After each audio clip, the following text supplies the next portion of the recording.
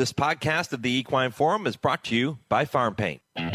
When it's time to paint the fences and barns, think Farm Paint. At Farm Paint, you get the industry's best coatings and paints factory direct at low, low prices. Farm Paint is your source for quality paints, roof coatings, dustless arena footings, and more. You can purchase online or drop into a Farm Paint store near you with locations in heart of bluegrass country at 700 Phillips Lane in Lexington, Kentucky, Columbus, Ohio, and Sandusky, Ohio. Buy factory direct and save at farmpaint.com. That's farmpaint.com.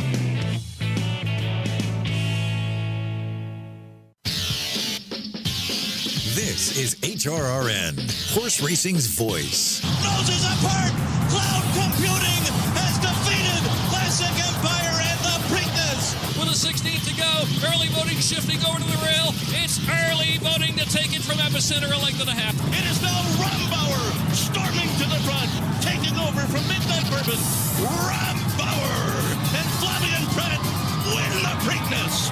And here comes Bernardini, and he's roaring and pouring it on. Bernardini and Javier Castellano goes to the left-handed stick, but he's well clear from Sweet Northern Saint and all the others. Bernardini in the Preakness to win going away. Welcome to the Equine Forum, presented by TwinSpires. And Codex with Anil Cordero Jr. has the lead by 2.5. Genuine Red can't catch him. It's Codex on by the Tyson Fire. Green by Gili Lucas. Anil Cordero aboard. Codex wins the Preakness Stakes. National Treasure fighting back on the inside. Blazing Sevens on the outside. Blazing Sevens, National Treasure. Oh, what a Preakness. It's National Treasure who gets the lead late. Here's the winner! And the filly did it! Rachel Alexandra has defeated the Kentucky Derby winner! Now, here's Mike Penna. Good morning once again, everyone. Happy Preakness Day. Mike Penna, Baron of the Backstretch, welcoming you to the show that launched a network. It is the Equine Forum, and it is all presented by TwinSpires right here on the Horse Racing Radio Network. Excited to have you back in the starting gate with me right up until 11 a.m. Eastern on Sirius 162, XM 207, our affiliates in Lexington, Louisville, and across the country, and streaming worldwide and podcast on our website, horseracingradio.net, or wherever you listen to your podcast. It's somewhat fitting that the final Preakness Stakes ever run at the current Pimlico racecourse would be the 150th renewal. Pimlico opened October 25th, 1870, making it the second oldest racetrack in the nation behind only Saratoga. 3 years later, on May 27th, 1873, 2 years, by the way, before the first Kentucky Derby, the first Preakness Stakes would be contested. The race would be named for the horse who won the Dinner Party Stakes on opening day of Pimlico, the day Pimlico opened in 1870. Later in the show, in this morning's Stroll Through Racing History, which is presented by Keeneland every week, Kurt Becker is going to share the fascinating story of the horse named Preakness, who found himself associated with one of our sport's most iconic races. That day, a field of 7 lined up for the inaugural running. The race was won by Survivor, whose winning margin, get this, he won by 10 lengths in 1873. That would stand as the record margin of victory in the Preakness until Smarty Jones came along 131 years later to win by 11.5 lengths. 131 years is how long that record would stand. That's incredible. And if you're wondering why Pimlico is often referred to as Old Hilltop, it's because of a small rise in the infield that became a favorite gathering place for trainers and racing fans to view horses close up and to watch the races.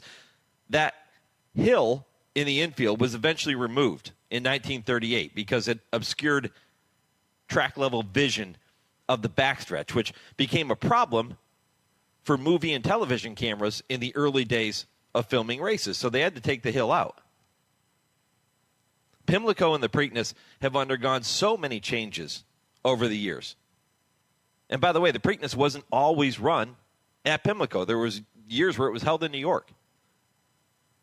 And after this year's renewal, we'll see Pimlico undergo yet another huge change, and the Preakness Stakes. The Maryland Jockey Club is going to demolish the structure and rebuild a new Pimlico.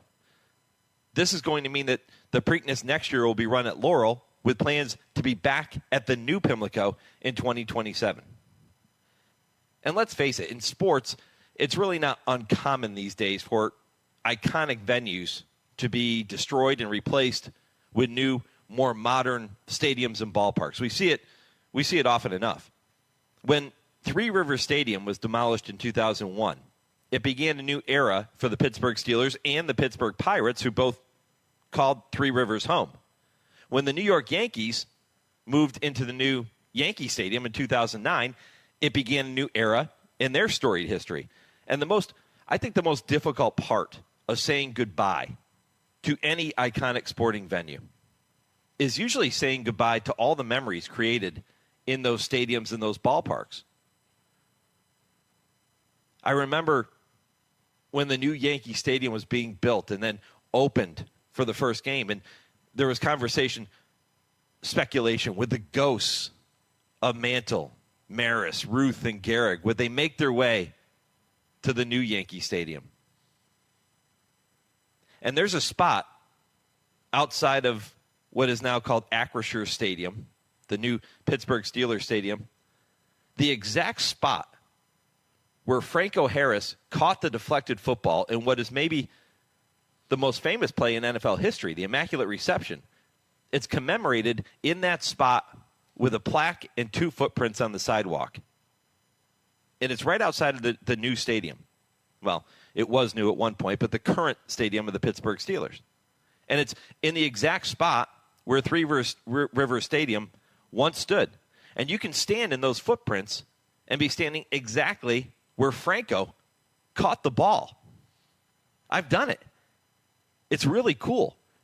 Saying goodbye to those types of memories and moments that we've all enjoyed is maybe the most difficult part. You know, with the magic of Willie Stargell and the last World Series won by the Pirates in 1979 over the Baltimore Orioles, would that magic transfer to the new Pirates ballpark? Well, not yet. Maybe it will at some point. The same kind of thoughts come to mind when we think about demolishing and rebuilding a new Pimlico. The portion of the grandstand, which still stands, where so many racing fans watched the famous match race between Seabiscuit and War Admiral in the 1938 Pimlico Special. That's a special place. It is one of the coolest parts of what is, for now, Pimlico Racecourse. The Triple Crown winners who electrified Old Hilltop, those memories come flooding back as we get ready to celebrate the final Preakness at this Pimlico structure, including the greatest of all time, Big Red. Swiss skydiver Rachel Alexandra, Nellie Morse, and all the fillies who took it to the boys on Pimlico's biggest stage. The athleticism of a Fleet Alex, the Smarty Party, Sunday Silence, and Easy Goer. Wow. The record 6 Preakness wins of jockey Eddie Arcaro, 7 for Calumet.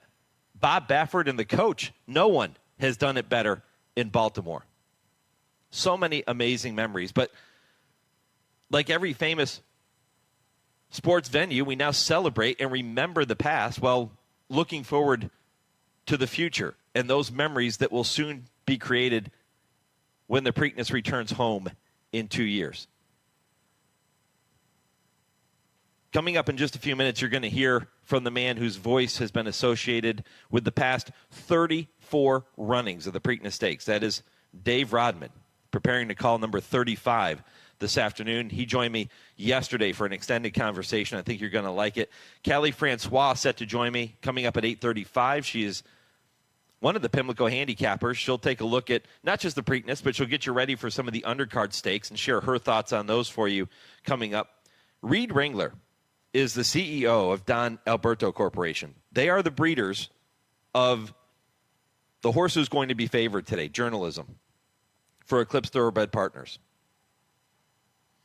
A different way to talk about Journalism. We're going to look back to the days when he was just a youngster before he became the Journalism we know today. The Derby favorite finished second 2 weeks ago, looking to make amends this afternoon shortly after 7 o'clock Eastern. Mike Rogers is the executive vice president of Pimlico. He's going to join me coming up at 9:20. And at 9:40, jockey Nik Juarez, who is going to be aboard American Promise for Hall of Famer Dwayne Lucas. Lucas, ageless, 89? Looking to equal Bob Baffert with a victory today. Of course, Baffert has a horse in there, too. That's one of the underlying storylines to this year's 150th Preakness Stakes. Nik Juarez, one of 4 jockeys riding the race for the first time in their careers. Alberto, who's going to be aboard journalism. Raul Mena aboard locally based Pay Billy.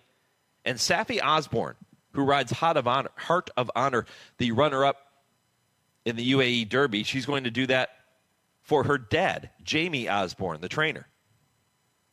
And if you haven't caught it yet, do yourself a favor. Head back to our website or any podcast platform. Listen to yesterday's Trainer Talk visit with Jamie Osborne. He was fantastic. I had a lot of fun with him, getting to know him, listening to him tell his story, and then talking about Heart of Honor and why there's a chance he could pull off an upset later today. Head back and listen to that visit. I think you're really going to enjoy it.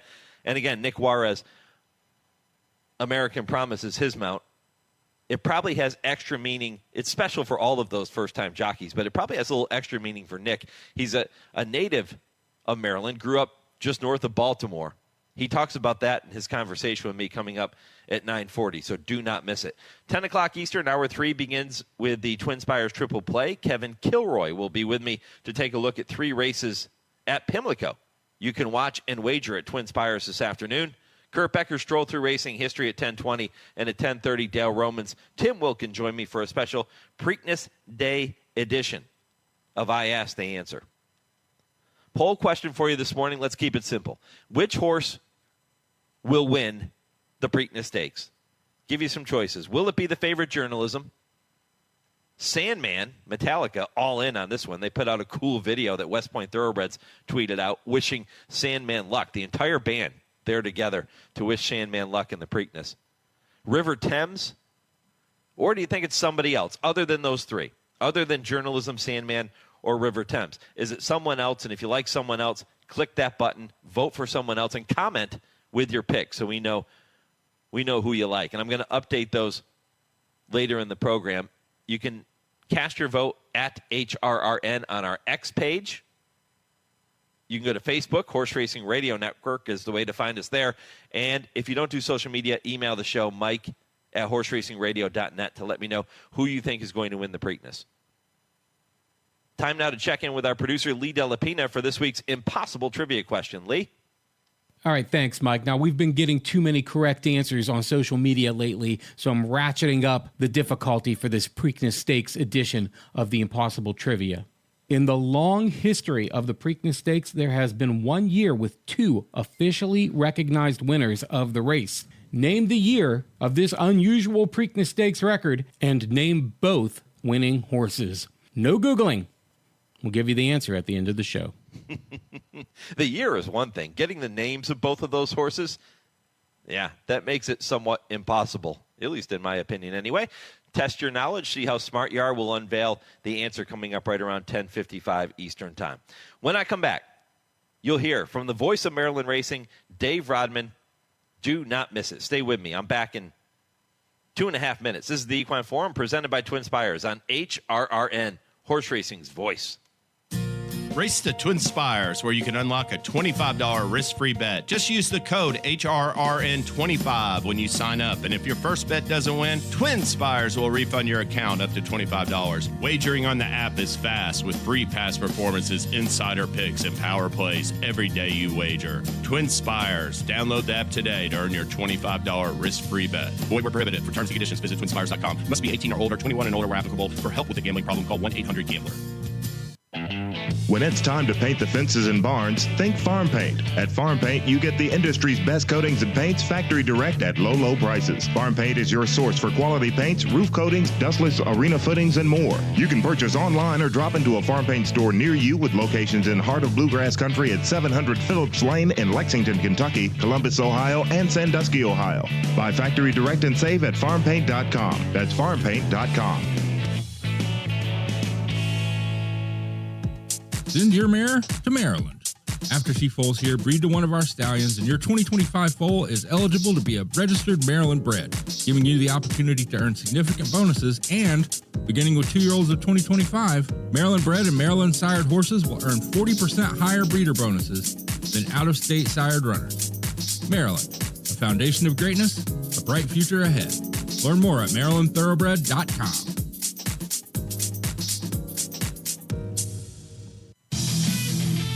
You're listening to the Equine Forum on HRRN, presented by TwinSpires. And inside the final 16th, it's just a question of how far for Hansel. Hansel in the Preakness. Smarty Jones, he's perfect, a picture of perfection, and he dominates to win by 10. How much the best is he? A Fleet Alex strolling home in the Preakness to win by 3. Big Brown barrels through Baltimore with plenty left on his undefeated run for the Triple Crown. American Pharaoh, a true American phenom. American Pharaoh, phenomenal in the Preakness, led all the way. Well, for the past 35 years, the voice you've heard coming from the announcer's booth at Old Hilltop has been that of Dave Rodman. And those are just a few of the moments we've enjoyed over the years. There have been plenty of others. Today, as he prepares to call the 150th Preakness Stakes, it is appropriate he would be honored this past week with a special award of merit recognizing his immeasurable contributions to the industry, not just in Maryland, but to our sport as a whole. He is Dave Rodman. He is with me now here on the Equine Forum presented by TwinSpires. Dave, appreciate the conversation, my friend. Congratulations. Yeah, thank you. I do appreciate all your support throughout the years, and those calls brought back some memories. I haven't heard them in a long time. Who was that kid with Hansel? I forget who that was. Some kid called her. I can't tell you how much the binoculars were shaking that day. I believe it. Look back on that day for a minute. I want to talk about this award of merit that you received this past week and what that means to you, because there have been some iconic recipients of that award over the years. But let's look back on that day in 1991. Tell me what you remember about that first Preakness. Oh, wow. I mean, it was nothing I've ever experienced, obviously. The huge crowd back in the day, that's when you could bring alcohol into the infield, so people were shoulder to shoulder. And the roar of the crowd, just general noise all day long. But then when they let it go, I had you could hear it through the window. At the time, I didn't have a window that I could pop open, or roll open, or slide open, rather. But I could hear the noise through the window. And I remember being super nervous, but Hansel started to pull away from the field, and I was thinking, oh, wow, Frankie Brothers won a race. He was leading trainer for years and years and years at Louisiana Downs that I'd previously called at. So it was like, that Louisiana connection's following me to Baltimore. And, he'd won so many races at my home track to the fairgrounds. So I was super happy for Frankie Brothers, and I'm glad that it wasn't the Silver Charm Freehouse Captain Bodgett, where I don't know what I had, but yeah. Mm-hmm.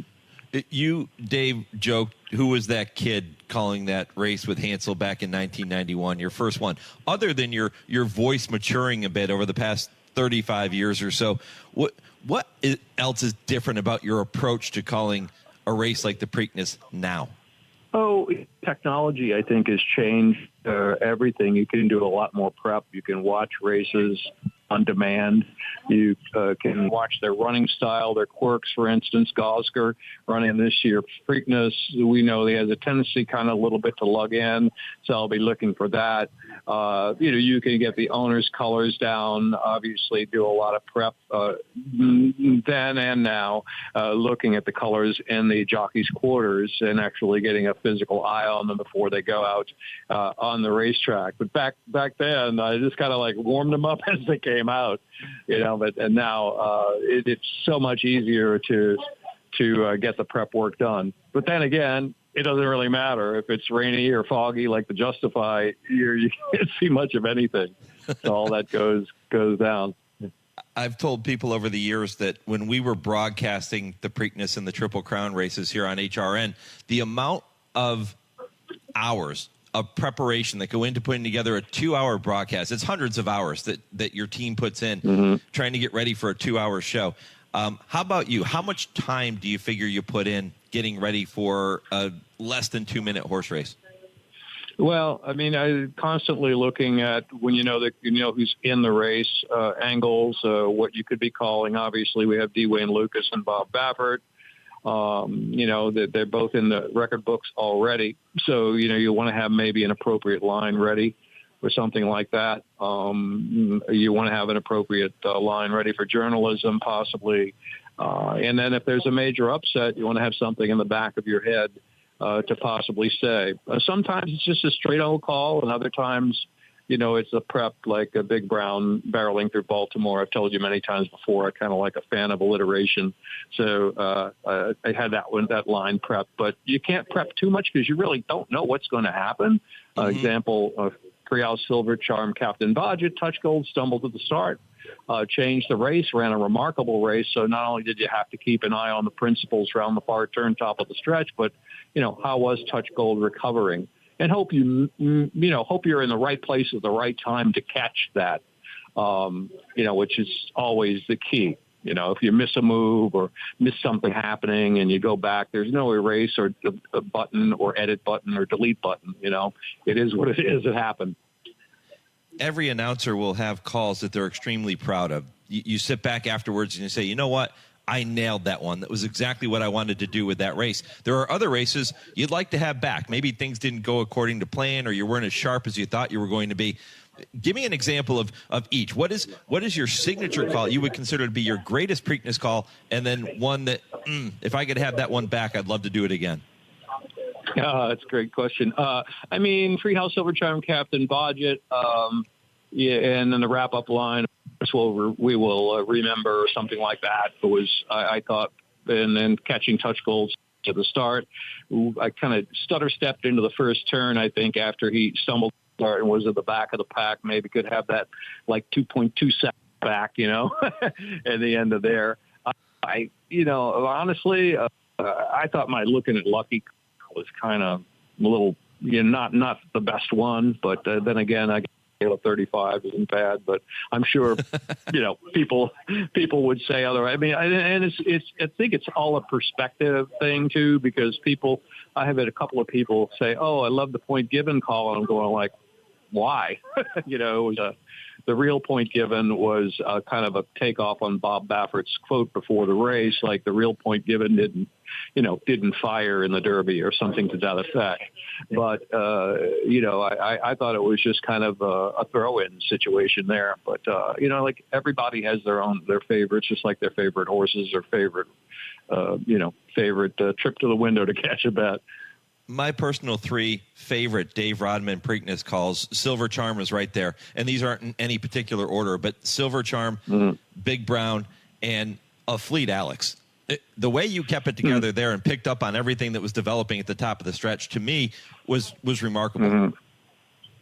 Well, being up there and calling the race at the track, but also having remember one of the all-time greats, Tom Durkin, about 40 feet to the left of me down there, and he summed it up a little differently at the top of the stretch than I did. Scrappy T, I forget what I said when he took out a Fleet Alex, but almost knocked Jockey Rose out of the saddle. And I'm going like, oh, how brilliant, Right. So I'm always kind of comparing, what other callers have said to my call, but less beat myself up a little bit less about, not having the right timing or the right word at the time. I think one of the cleanest calls was Swiss Skydiver. It was the COVID year. The attendance was limited, so there was no band in the infield, no tents, no big stage. So as the horse around the far turn, I kept my binoculars focused on all the action rather than maybe having to focus on a television for a 16th of a mile to get the proper call in. So it was a clean every way and such an exciting stretch run, just getting down on the line. So the Swiss Skydiver would rank up there, even though it wasn't, say, a 3-horse photo finish, but it was a big relief that to get through the whole call without any tents in the way. Visiting with the voice of Maryland Racing, Dave Rodman, preparing to call the 150th Preakness Stakes Saturday afternoon. Dave, I mentioned the Award of Merit that you received on Thursday at the Alibi Breakfast, which is a special event held every Preakness week. There are some notable recipients of that award that include Hall of Fame trainer D. Wayne Lucas, King Leatherberry, jockeys Jerry Bailey, Ramon Dominguez, Jim McKay, Chick Lang. Tell me what it means for you to be recognized in that way. Yeah, it's quite an honor, and especially being my first year was 1991, and Jim McKay won it in 1991. You know, and he was really kind of the heart and soul of the Maryland Million. You know, the inventor of that great concept that's been duplicated around the track so many times. And when I think of Jim McKay, too, I think of someone that had really missed our Pimlico historian, Mr. Joe Kelly. He was on the first broadcast on local TV from Pimlico back in, I think it was 1942, you know. So the first TV broadcast, and he was really good friends with Jim McKay. So when I saw that name, I said, how appropriate. That's my first year was 91. Jim won it in 91. So there's been so many Hall of Fame trainers like King Leatherberry and Hall of Fame jockeys that have won it. And it's not necessarily a particular, you know, person, trainer or a jockey that wins it. They tend to give it to almost any entity that's done some good for racing. So it really, really is heartwarming that this being the 150th Preakness was the year that I got it, in my 35th too, which is almost really kind of a milestone. It's also the last Preakness you will call from that particular announcer's booth, because renovations will begin. This Pimlico will be destroyed. A new one will be built. Have you given any thought to the emotions that might run through you as you walk out of that booth for the last time? Yeah, well, I'm definitely probably going to take some video of maybe the first walk in and maybe the last walk out. Yeah. So I'll remember what it looks like, you know. Yeah, I'm sure. Dave Rodman here on HRN. Dave, listen, I know you've got other things to get to. It's a busy day. I will let you go. I appreciate the visit, my friend. Congratulations on all the success. Can't wait to hear the 35th consecutive Preakness Stakes called by Dave Rodman. Thanks for reaching out, Mike. Have a great Preakness. You too, buddy. Dave Rodman has done so many wonderful things for our sport through his calls. He has brought those races to life. And you heard him talk about comparing himself to a guy like Tom Durkin, maybe the greatest to ever do it. And you'll hear other announcers say things, and I think it's true for all broadcasters, and you think, man, why didn't I come up with that? Or how come I couldn't have been as quick as that person was? But then there are other times they probably look at you and say, boy, that was fantastic. I wish I could have come up with that. And I think that's just human nature. But here's a guy in Dave Rodman that almost every single time when the horses have left the starting gate for the middle jewel of the Triple Crown, he has shown up and shown up in a big way with a fantastic race call. And one of the things I miss most about broadcasting the Triple Crown races here on HRN is when we would sit as we were wrapping up the Preakness Stakes every year, we would sit in our booth, which is one level below Dave's announcer's booth. And Dave would always take time to come down and visit with us to help with the wrap-up, to talk about how he saw the Preakness Stakes through his eyes and what listeners just heard on the radio. And a really class act and somebody who just does a fantastic job in our industry. And congratulations to Dave. 35 consecutive Preakness Stakes coming up this afternoon. All right, when I come back, we're going to continue to talk about this Preakness Stakes Day. I'm going to do that with Kali Francois. She is a handicapper at Pimlico. She'll get you ready not just for the Preakness, but for all the stakes races coming up this afternoon. That's next after your Legends of the Turf and this short commercial break. It was a hot, sticky day in mid-May at Pimlico, the suburban Baltimore thoroughbred plant, and a huge crowd was on hand to take in the 81st renewal of the Run for the Black-Eyed Susans, the Preakness. It was 1957, and then Vice President Richard Milhouse Nixon was but one of the vast throng in attendance. Mrs. Nixon, Pat, was to present the trophy, the Woodlawn Vase, to the winning connections. There was a field of 7 3-year-olds going postward to contest the event, run over a distance of 1 3/16 miles. It figured to be a battle between 3 main contestants: Iron Liege, who'd won that year's edition of the Derby a couple of weeks earlier in the Spangles of Calumet Farm; Bold Ruler, who'd gone postward in the Derby as the 6-5 favorite but had run poorly; and Federal Hill, a speed horse who figured to do well on Pimlico's fast track with the sharper turns and short run to the wire. Also in the field were Inswept, who had won the Spalding Low Jenkins, and the Chesapeake, both at Laurel. Promised Land, who had won the Governor's Gold Cup at Bowie, and run second to Mr. Jive in the Gotham, but had finished third to both Bull Ruler and Gallant Man in the Wood Memorial at Jamaica. Na Hiss was also in the field but appeared overmatched, although he had won 3 straight allowance races. And Inside Tract, who had never faced stakes horses and had been claimed for $7,500 and $12,500. One of the critical factors in the race was the post positions, and the race may very well have been won right at the break from the gate, as it turned out. The inside threesome, Inswept, Na Hiss, and Promised Land were notoriously slow breakers. Iron Liege had the 4-hole, Bold Ruler was 5, Inside Tract at post 6, and the pure speed in the race, Federal Hill, on the extreme outside. Bold Ruler was a noted fast breaker, and Federal Hill would have to cross over on the entire field to get to the front, if indeed he could. At post time, Iron Liege was 6-5, Bold Ruler 7-5, Federal Hill 7-1. Eddie Arcaro was aboard Bold Ruler, and when the latch was dropped, he shot Bold Ruler to the front, and as expected, Federal Hill was right there with him.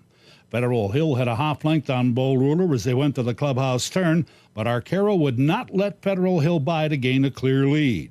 That forced Federal Hill to lose precious ground and gave Arcaro and Bold Ruler the fence, so to speak, to save real estate. They ran together on around the turn and onto the backside. Midway down the backstretch, Federal Hill gave up the chase, and it was Iron Liege under Bill Hartack laying third, just off the early fractions, waiting to make one big move. As they went to the far turn, Hartack dropped his mount down a notch and began to move on Iron Liege, but Arcaro would have none of that and cranked Bold Ruler up a notch to continue to hold the length and a half lead. Iron Liege tried again at the top of the straight, but Bold Ruler turned back that challenge as well. Arcaro went to the whip down Pimlico's short stretch and drove Bold Ruler to the wire, a 2-length winner. After the race, Arcaro said he had pretty much given Bold Ruler his head, as opposed to keeping him wrapped up as he had done in the early part of the Derby.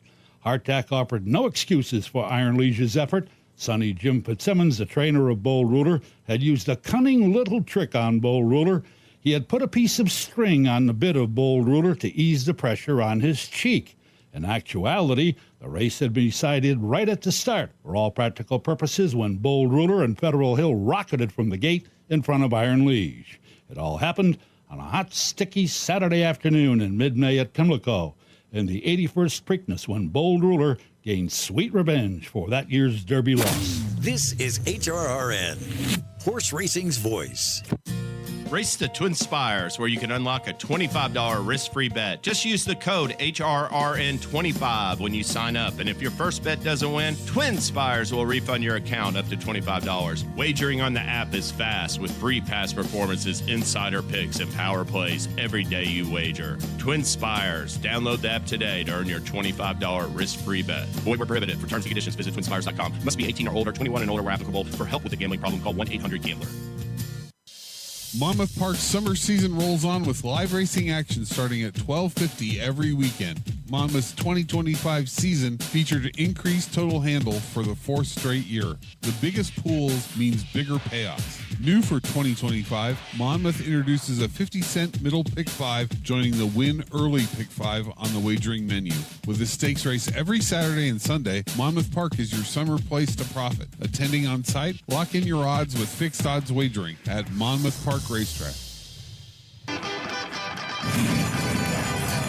Want to get your career in horse racing off to a fast start? Well, the University of Arizona's Racetrack Industry Program is your winning ticket. The Racetrack Industry Program has served as a springboard to some of the industry's most successful individuals, with a proven track record of job placement right out of college.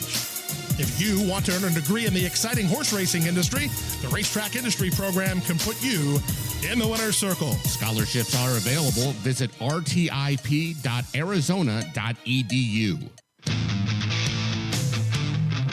You're listening to the Equine Forum on HRRN, presented by TwinSpires. Sunday Silence is now coming back at them on the outside. And here comes Sunday Silence back. And now it's his turn to go right on by Easy Goer. And here's the race we've been waiting for. Sunday Silence on the outside. Easy Goer at the right head and head coming to the 8th pole. Sunday Silence and Pat Valenzuela. Easy Goer and Pat J. Head and head through the stretch. What a horse race this one is. Easy Goer and Sunday Silence going nose and nose in the Preakness. Sunday Silence, Easy Goer. Here's the finish. Sunday Silence wins it by a nose. A century and a half of Preakness history, and that is one of the greatest moments, in my opinion anyway, in the history of the Preakness. Sunday Silence, Easy Goer, the best from the east, the best from the west, squaring off nip and tuck down to the wire in the 1989 running of that middle jewel of the Triple Crown. Welcome back to the program. Mike Penna, Baron of the Backstretch. Happy to have you with me on this Preakness morning. I hope you enjoyed that conversation with Dave Rodman in the previous segment. Plenty more Preakness conversation to come. I will welcome Kali Francois to the program momentarily. Kali is one of the handicappers at Pimlico. We are going to walk through all 9 stakes races on the program today, including the Preakness Stakes, which comes up at 7:01 Eastern Time. That is race 13 on the 14-race program. And I say 9 stakes. It's actually 10 if you count the Grade 1 Arabian race, which will follow the Preakness. But we'll take a look at all the thoroughbred races coming up in just a moment or two. Quick update on the current odds for Preakness 150. Our Tim Wilkin tweeting this out just a short time ago. This is as of about 10 minutes ago. 15 minutes ago. These were the current odds. Goal-oriented from the rail for Bob Baffert, looking to extend his record number of victories in the middle jewel, 7-1. Journalism is your favorite, 6-5 on the morning line, or currently for the Kentucky Derby runner-up. American Promise, 9-1. Heart of Honor, 22-1. Pay Billy is 12-1. River Thames, 9-1. Sandman is 5. Clever Again is also 5-1, and Gosker from the outside post, number 9, 19-1, and that's the way it stands as of about 15 minutes ago. No doubt those will change even more as we edge closer to post time just after 7 o'clock Eastern. Well, as I told you, Kali Francois does a fantastic job handicapping at Pimlico. She joins me now to walk through all the greatest stakes. Kali, happy to have you aboard. Good morning. Happy Preakness Day to you guys. How's it going, Mike? Everything's great, and great to hear your voice, and excited to hear your thoughts on these races. We're going to dive right into it because 9 races in about 10 or 11 minutes is going to be a challenge, but we're going to get through all of them. That's fine, Mike. I just wanted, before we start, I wanted to let you know I'm in the steward's room right now. Do you want me to give you guys scratches? Yeah, if you'd like to. Are there many for the big races? Let's see. Let's take a look at these bigger races. Let's do it. We do. So where would you like to start? 4th race in the Maryland Sprint. We have a scratch of the number 2, Prince of Jericho, and the number 4, 90% Maddie. In a race number 6 in the Ski Pat, we've got a scratch in the number 6, Admiral Hopper. Race number 7, the Gallarette. We've got a scratch in the number 1, Dana's Beauty, and the number 5, Conquest Dancer. Race number 9, the Jim McKay. We've got a scratch in Boats Are Rockin' in the 1. Thank you. And then the number 7, Duncan, Idaho. Race number 10, the Spendthrift Sir Barton. We've got a scratch in the number 4, Mr. Bogan, and the number 7, Him.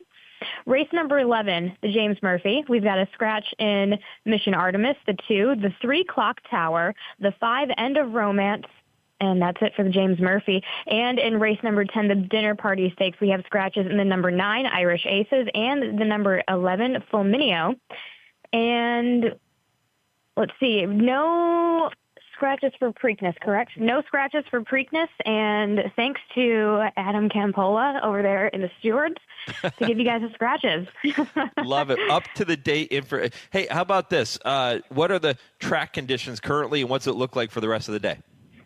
You know what? I haven't been out on the track per se. Let me go ahead and run up there and get a look from the apron. Just give me 5 minutes.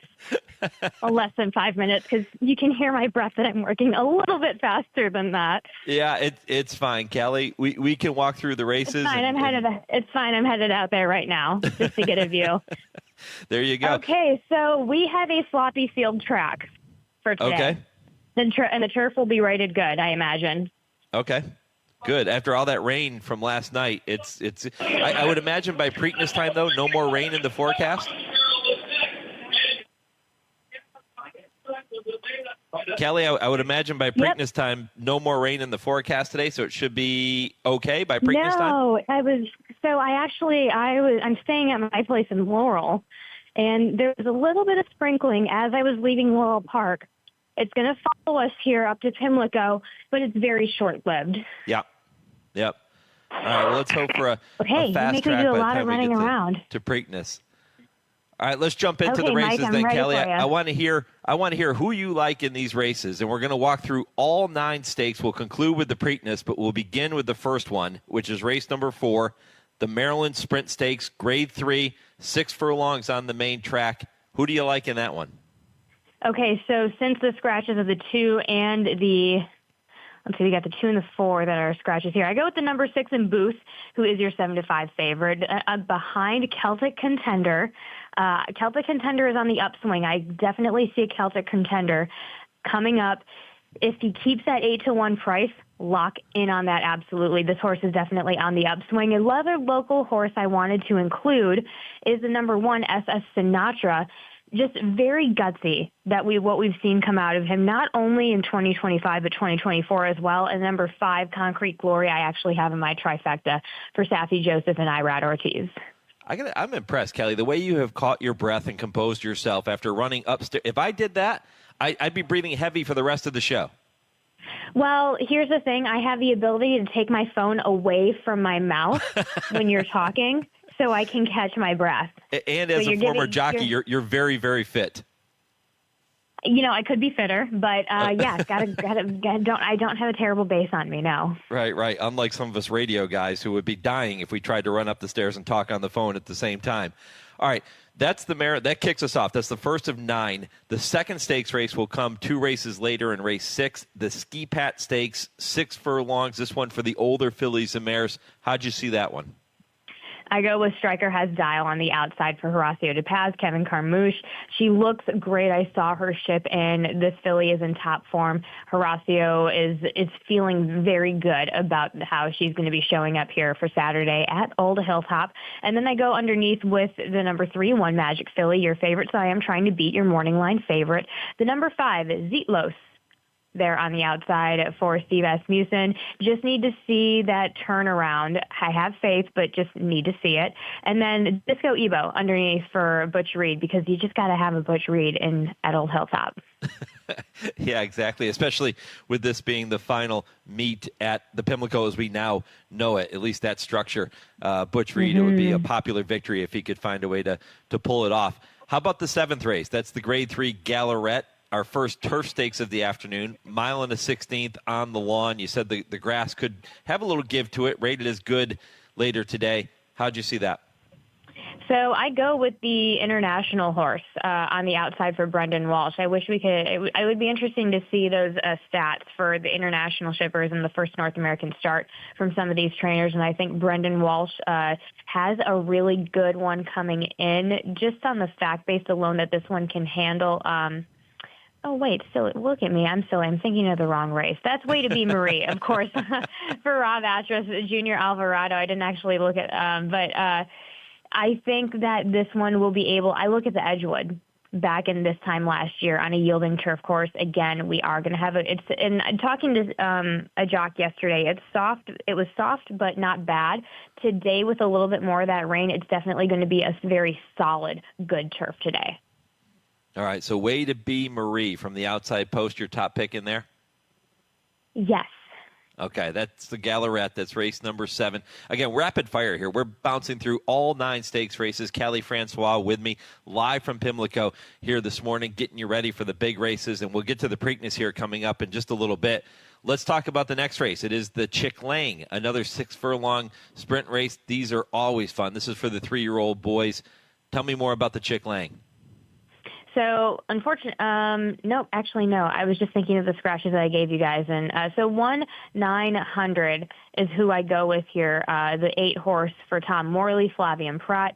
I've heard just a little buzz about this one in talks with other people as well. I know Andy Sterling is a fan of this move by Tom Morley to bring this one in. Just the New York connections have high expectations for this one coming in today. And the number 10 on the outside and touchy, Wesley Ward, Joe Rosario, blinkers on, Need I say more? And then with the 3 and the 4 underneath, Ancient World and Normandy Coast. When it comes to Ancient World, hasn't really put a foot wrong. Can't wait to see what that one's going to pop up with. And then Normandy Coast just to the outside. I remember Eddie Keneally. I ran into him Derby week, and he mentioned this one that might be a fan of it. And hey, this one won the Palisades on the slop at Keeneland. Okay, that's race number 8. Race 9 is the Jim McKay Turf Sprint, named for legendary broadcaster Jim McKay. 5 furlongs on the lawn. How'd you see that one? No Nay Hudson in this field. And then, of course, you have to have Whitty, who I have in my exacta. I'm just concerned about the distance for this one. This 5 furlong distance is very different than the second wire finish at Laurel for the 5.5. 4 Harp underneath, and the number 8 Mattingly for Michael Trombetta. All right, we move on to race number 10, getting closer to the Preakness, by the way, which will be race 13. Yeah. Race 10 is the Spendthrift Farm Sir Barton with a purse of $100K, mile and a 16th on the main track. It is for the 3-year-old boys, shorter than the Preakness, but some good ones in here. Who wins it? Invictus is going to be sailing home away with this one. The number 2, Best Friend Rocket, I put in at a price because, honestly, the exactas and the exacta boxes are working well for me. Crudo for Todd Pletcher. Bobby Flay is high on this one, on this individual. And then just a fair shake. Do not knock off the local horse. This he jumped up in numbers in the Federico Tessio. We might see more. All right, again, that is race number 10. That is the Sir Barton, post time 4:11 Eastern. It will be followed by the James W. Murphy, 1 mile on the turf. Kelly, who's the winner of that one? Reagan's White at 5-2. I hate to be very just kind of grabby and obvious with this one, but Kirihi at 8-1 could be a bit of a price that's quite attractive there. I like that again for an exacta box, and that's kind of how I play my races anyway a little bit.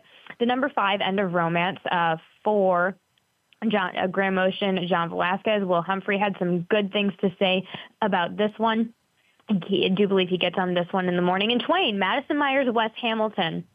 Just a heads up to everybody listening out there, Madison Myers, while she primarily trains at the Middleburg Training Center, but she also now has a string at Laurel Park, and so she will have her horses that are ready to get going over there on the racetrack, and it's made a huge difference in the best way. So keep an eye out for Madison Myers at any kind of price on days like this because they have a high propensity of showing up.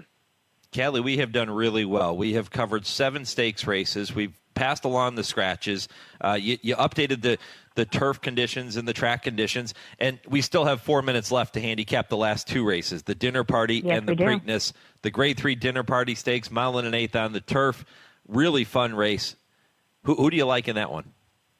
So the Dinner Party, I do like Trickery, even though Will Humphrey is thinking this guy needs a race. So if you want a price in the Dinner Party, I would go with number 4, Neat, for Rob Atras, Joel Rosario. He had a horrific trip in the Henry Clark over at Laurel, but I saw him on the day, and man, did that horse look like a superstar. So I think I'm going to switch things around and go with Neat. Of course, Irish Aces being a scratch. The 8 underneath, Crystal Quest, I think is very interesting in this spot here.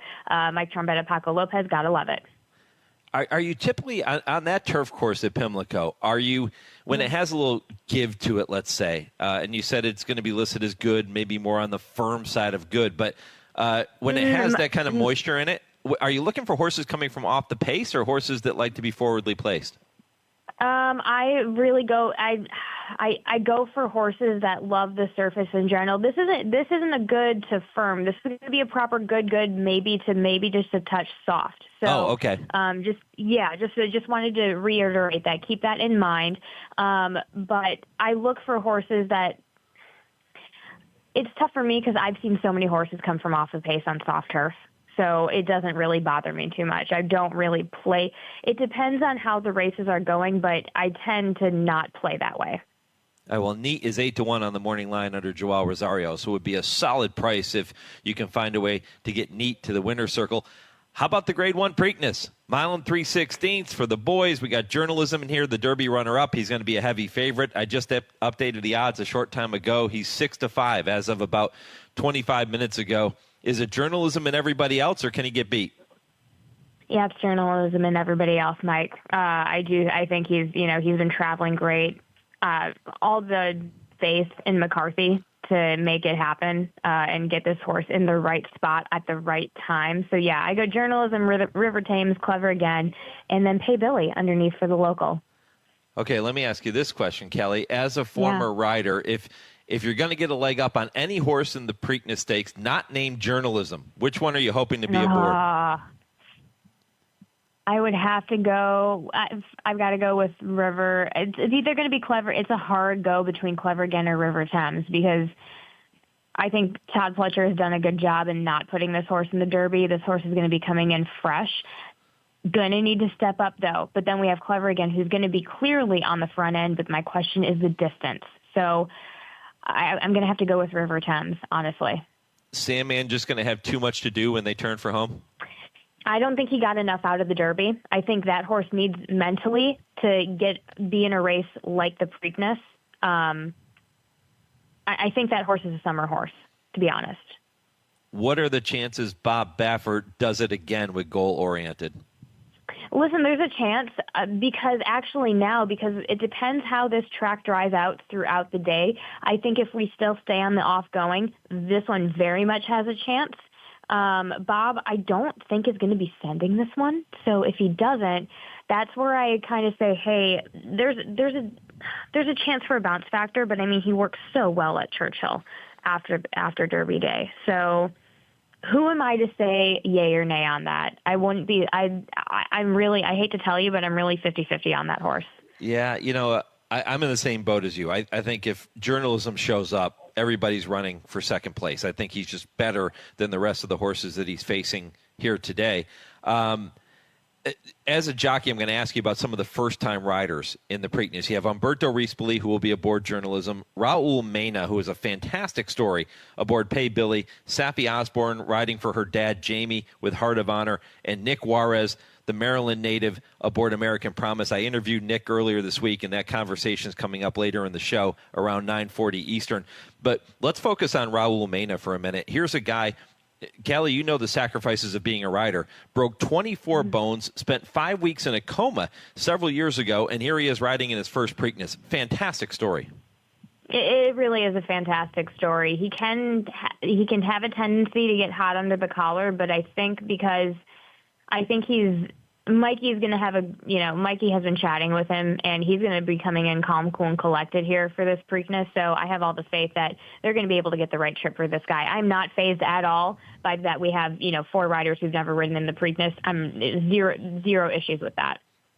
Yeah, and they'll face off with some seasoned veterans. It should be a great renewal. Again, post time, 7:01 Eastern Time. Callie and the team will be live all day long at Pimlico. Callie, enjoy every moment of it. I really appreciate the visit here this morning, and thanks for passing along those scratches, too. Thanks for having me on, Mike. Appreciate it. All right, Kali Francois here on HRRN. I love the angle of these first-time riders. I really do. I mean, this is an opportunity of a lifetime for many of the and that Nik Juarez conversation you're going to hear coming up in a little while in hour number 2. I think you're really going to enjoy that because Nick's a colorful dude. He's got a great personality. He wrestled in high school. He talks about those angles and how that's helping him now as a jockey. And he gets into a whole bunch of different things. So stay tuned for that. That comes up at 9:40 Eastern. All right, when I come back, I will get you set for what's ahead in hour 2 and tell you what's coming up in hour 3. Stay with me. It's the Equine Forum on the Horse Racing Radio Network. Hi, this is Kelsey Grammer. When military service members head into battle, none are expected to face the enemy alone, but many return home and become isolated as they struggle with the visible and invisible wounds of war. It can be difficult knowing how to overcome that challenge and rekindle bonds similar to those formed in the military. Wounded Warrior Project supports these injured veterans through their recoveries by connecting them with fellow warriors and their communities. No one should fight this battle alone. Join us at woundedwarriorproject.org. Did you receive a call or message that mentioned Social Security and demanded immediate action?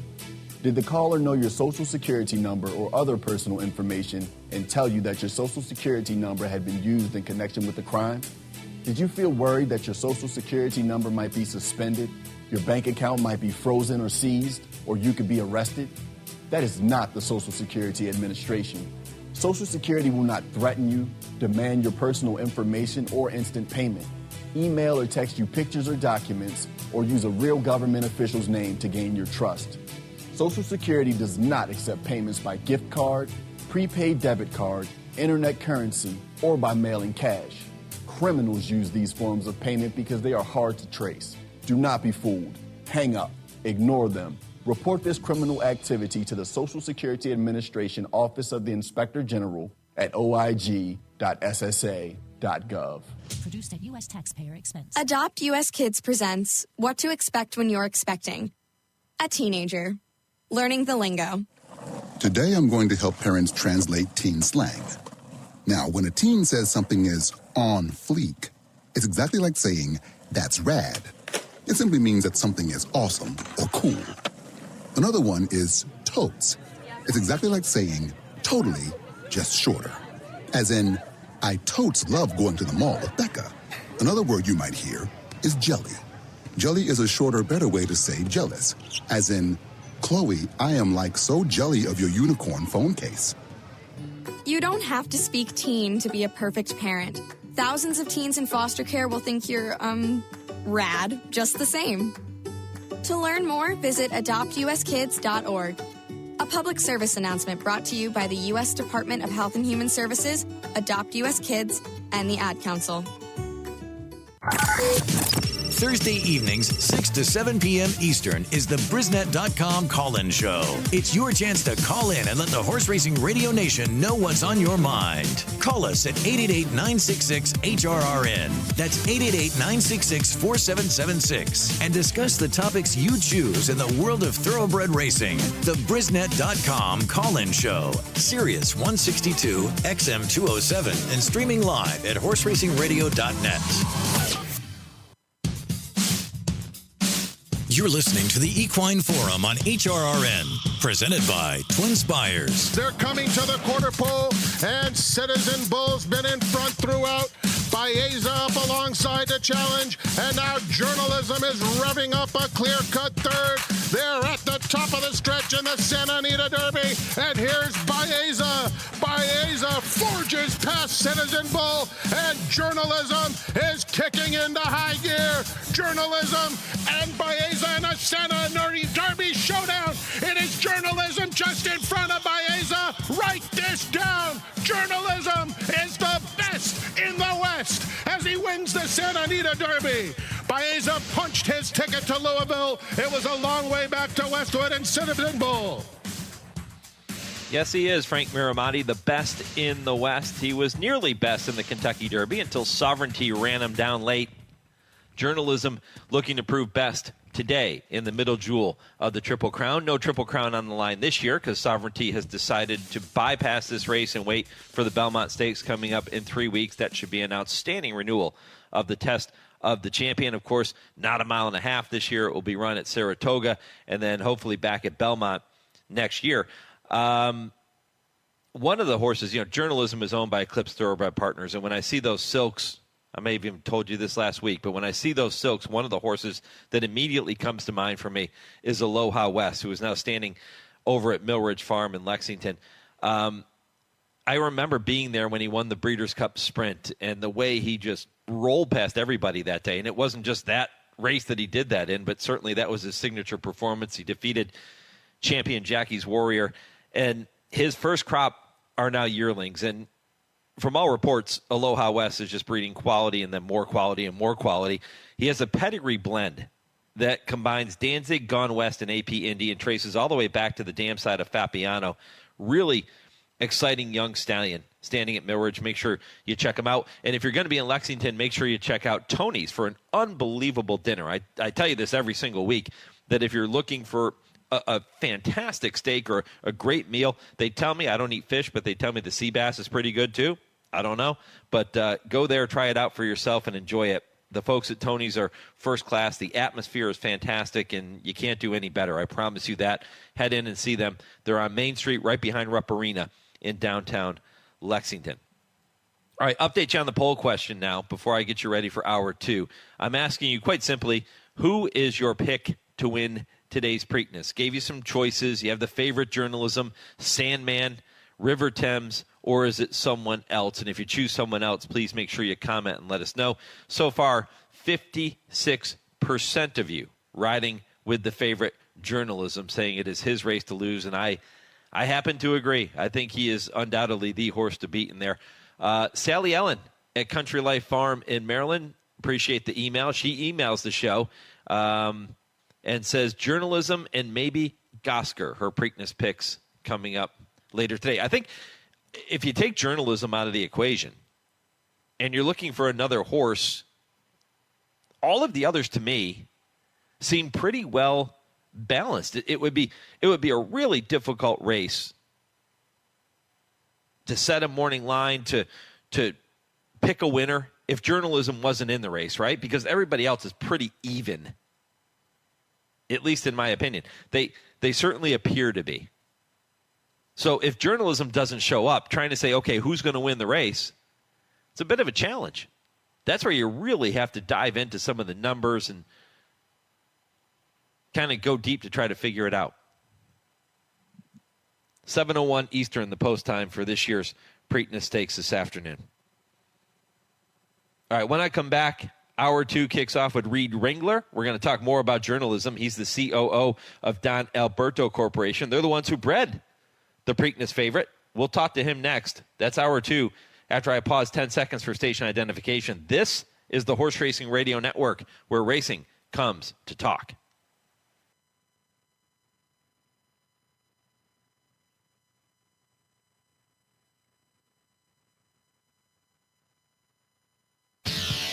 This is the Equine Forum, presented by TwinSpires. Welcome back. Hour 2 of 3 on this Preakness morning edition of the Equine Forum. The final Preakness contested at the current Pimlico as we now know it. The racetrack will be demolished and a new Pimlico will replace the current structure that is there. And I opened the show talking about so many of the memories that have been created at Pimlico over the years. I mean, you think about 150 Preakness stakes. There are several memories there, but there are several memories outside of the Preakness that I'm sure so many people will look back fondly upon when they think about Pimlico. You know, you got the Black-Eyed Susan. You got we just walked through 9 stakes races with Kali Francois in the previous segment, and you think about the memories created for all of the owners, the trainers, the jockeys, the breeders involved with these horses over the years. Doesn't even have to be a Preakness Stakes horse. Might be a maiden race. Might be an allowance race.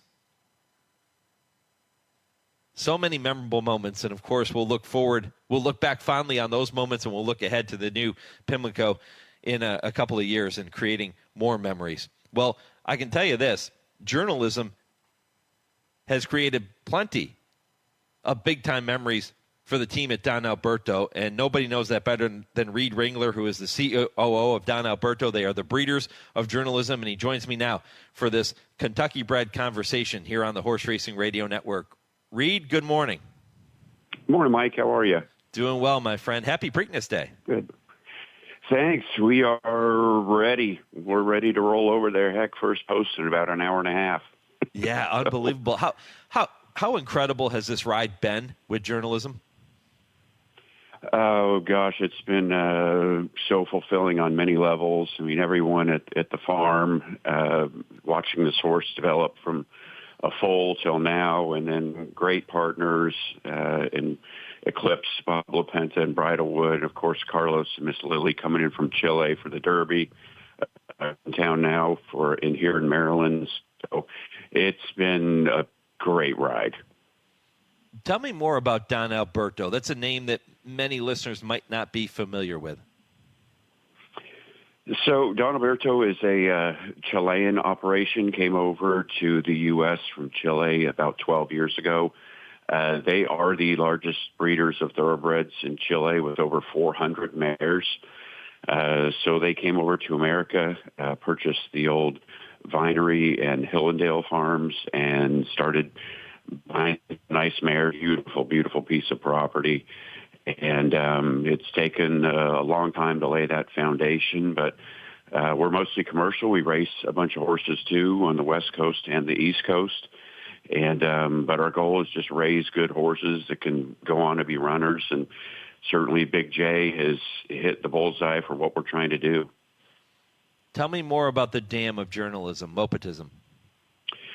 So it's interesting because there's been a lot of talk about, the Triple Crown and the road to the Triple Crown and how hard it is. But really, Mopetism is that kind of mare where if you were hoping this could happen, she'd be the one.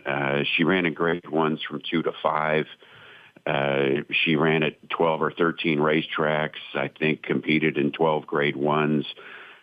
She was just a warrior, and she's a big, strong mare, but I think more than anything, she is just so kind and so intelligent, and she's thrown us some big, beautiful foals, but more than anything, I think you've heard their trainers talk about how smart they are, how easy they are on themselves, and certainly that's been the case with the big horse here.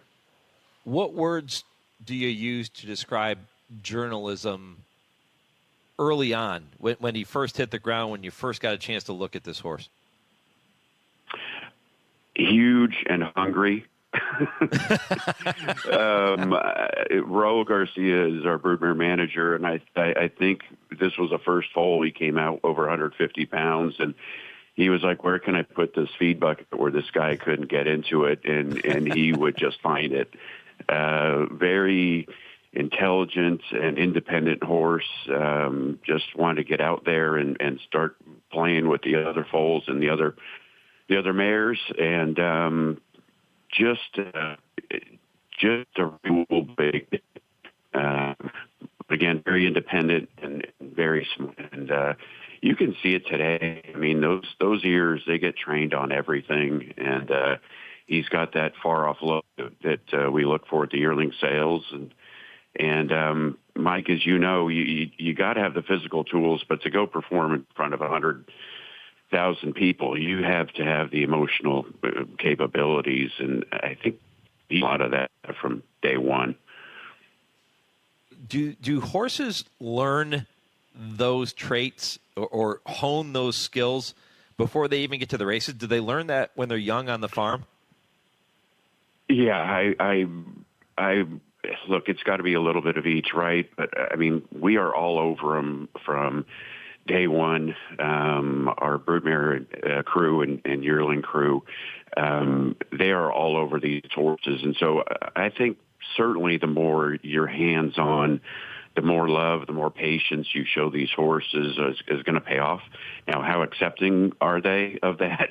Time will tell. But no, I think our goal is to get them as much attention, treat them the same, but also as individuals, just like people, and let them develop as quickly or as slowly as they want.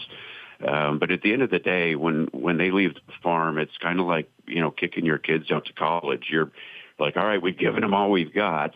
Now it's up to them. And, a horse like journalism, he early on, we're like, we have no problem letting this guy go. You mentioned he was 150 pounds, a big foal. What's the average weight of a foal? Well, I think we're looking at 125 to 127 pounds. Okay. The largest foal we've ever had born was a couple weeks ago. A mare named Dominga had a 165-pound foal. But 150 pounds for a first foal, that is a big baby. But like I said, he's been hungry ever since. So we never need to worry about him eating up. And you know how important that is at the racetrack. You want him to eat every oat. And he's been a good boy. Other than Curlin being a super sire, what was the reasoning behind sending Mopetism to Curlin for this mating? Well, that was really Carlos's call, Carlos Heller's call. I think he thought this mare had speed that could stretch, and just wanted to get a little bit more stamina on her. We've also had incredible luck with Curlin over the years, both at the sales and on the racetrack. So he's kind of one of our favorites. Journalism Journalism's got a little sister yearling by Into Mischief. So we kind of went the other way with that one. Let's see if we get a little bit more speed influence. But I think really ultimately we're trying to breed classic horses, big, strong two-turn horses. And we got lucky and hit the bullseye on this guy. Talking with Reed Ringler. He is the COO of Don Alberto Corporation, the breeders of your Preakness Stakes favorite Journalism. He was the favorite in the Kentucky Derby 2 weeks ago, ran valiantly, came up short behind Sovereignty, who ran a bang-up race. Of course, Journalism ends up finishing second that day. Reed, take me back 2 weeks ago. What was the experience like at the Kentucky Derby watching him turn for home? I'm still going through the last stage of grief. I could just feel there's so many people pulling for this horse, and look, it's the hardest race to win in the world. Kind of knew throughout the race things weren't going according to plan. I picked up the Blue Silks just as Nick McCarthy did, and just wish that the gap a little bit wider. But he was pretty quick, and I knew he was going to be a lot to hold off. But be there with family and half the country of Chile and our farm and every single person on our farm, it was a thrill. It was bittersweet.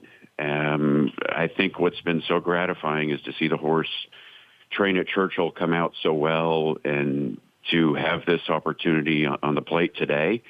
And maybe get a matchup with Sovereignty down the road. I think this is a good group of 3-year-olds, but the Derby moment, I mean, we'll never forget it. And just the week leading up and the great run in the Santa Anita Derby. So, like I said, you're happy, you're sad, you're angry, whatever. At the end of the day, you do this to compete. And we want to win, and that's why we're here today. And hopefully we get lucky, get a good trip, dry racetrack, and the horse comes running. Reed, you and I got to know each other in your 13 years of working at Fasig-Tipton, so it's kind of cool to be able to look at Journalism and say, hey, he's a graduate of the Fasig-Tipton Saratoga sale. That is true. We've had great luck up at Saratoga. They do a great job lining up the best horses. And I will say this, it is a lot like trying to compete in the Derby or the Preakness. I mean, you're in a select group. The buyers, the people up at Saratoga, they know they're going to look at a select group of yearlings. We knew early on that Journalism was going to be that type. He went up there and jumped through a lot of boxes for sure. And, we were lucky enough to stay in with Aaron and George and Bob LaPenta. It worked out perfect. But we will be going up there again with a couple good ones, and might even have Journalism's little sister up there. Boy, wouldn't that be special? That would be fun to see. Reed, that gives me an opportunity, by the way, just to remind all of our listeners, it's been a bit of a challenge for Fasig-Tipton with the Mid-Atlantic May 2-year-old sale, which has been kind of start and stop with the weather conditions there. The Under Tax show has been postponed until tomorrow morning, and it will begin at 8 a.m., which means the entire sale is now going to be conducted in one session on Tuesday, May 20th. That begins at 10 a.m. So keep that in mind, folks, as you're getting ready for that sale. It's never easy, is it, Reed? No, it's not. It's for those of us that just love horses and love animals, they just remind you how fight or flight they are on a daily basis. And when we have over 108 mares and 200 some horses on the farm, we see it up close and personal. Our grooms are just unbelievable on the farm. They love on these horses like their own pets, their own children. And it's great when things are going great. But my mom always used to say, any victory you get, you got to celebrate because the lows are so low. And, you try to do less, but, that's half impossible at times. So we all just do the best we can to take care of them every single day and hope we get rewarded. But mostly you got to find that grace within you to understand that they're fulfilling you in ways that other people just can't see on a daily basis. and that's why we love it. And very well said. Reed Ringler here on HRRN. Reed, how many people will be in attendance today at Pimlico cheering on journalism? Oh, my. Well, Eclipse brought an army today, so they're going to be strong for sure. I'm really excited. Carlos Heller is here with his wife, Paola, and a few friends from Chile, but I'm guessing we're going to be 40 strong, plus the whole Don Alberto farm in Chile will be, or at Kentucky will be watching, and the ratings will be high in Santiago today. So we've got a big fan base. I hope Big J has his day today. Well, let's hope you're celebrating in the winner's circle shortly after 7 o'clock Eastern. I really appreciate the visit. Man, it's great to catch up, and all the best this afternoon. Good luck, buddy. Thanks, Mike. Always good catching up. All right, Reed Ringler, the CEO of Don Alberto Corporation, the breeders of journalism. That, indeed, is your Kentucky bred conversation for this Saturday morning. Remember, first implemented in 2005, the KTBIF has provided more than $250 million to breeders of Kentucky breds winning eligible races worldwide. In 2024, Kentucky breds won 72% of greatest stakes races in the U.S., including all 3 legs of the Triple Crown with 3 different horses, and they captured 10 Eclipse Awards, led by Horse of the Year and champion 3-year-old filly Torpedo Anna. Trust me, we do not plan on slowing down. Kentucky breds, breed them, raise them, race them. We all win. For more information on racing and breeding in Kentucky, visit KentuckyBreds.com.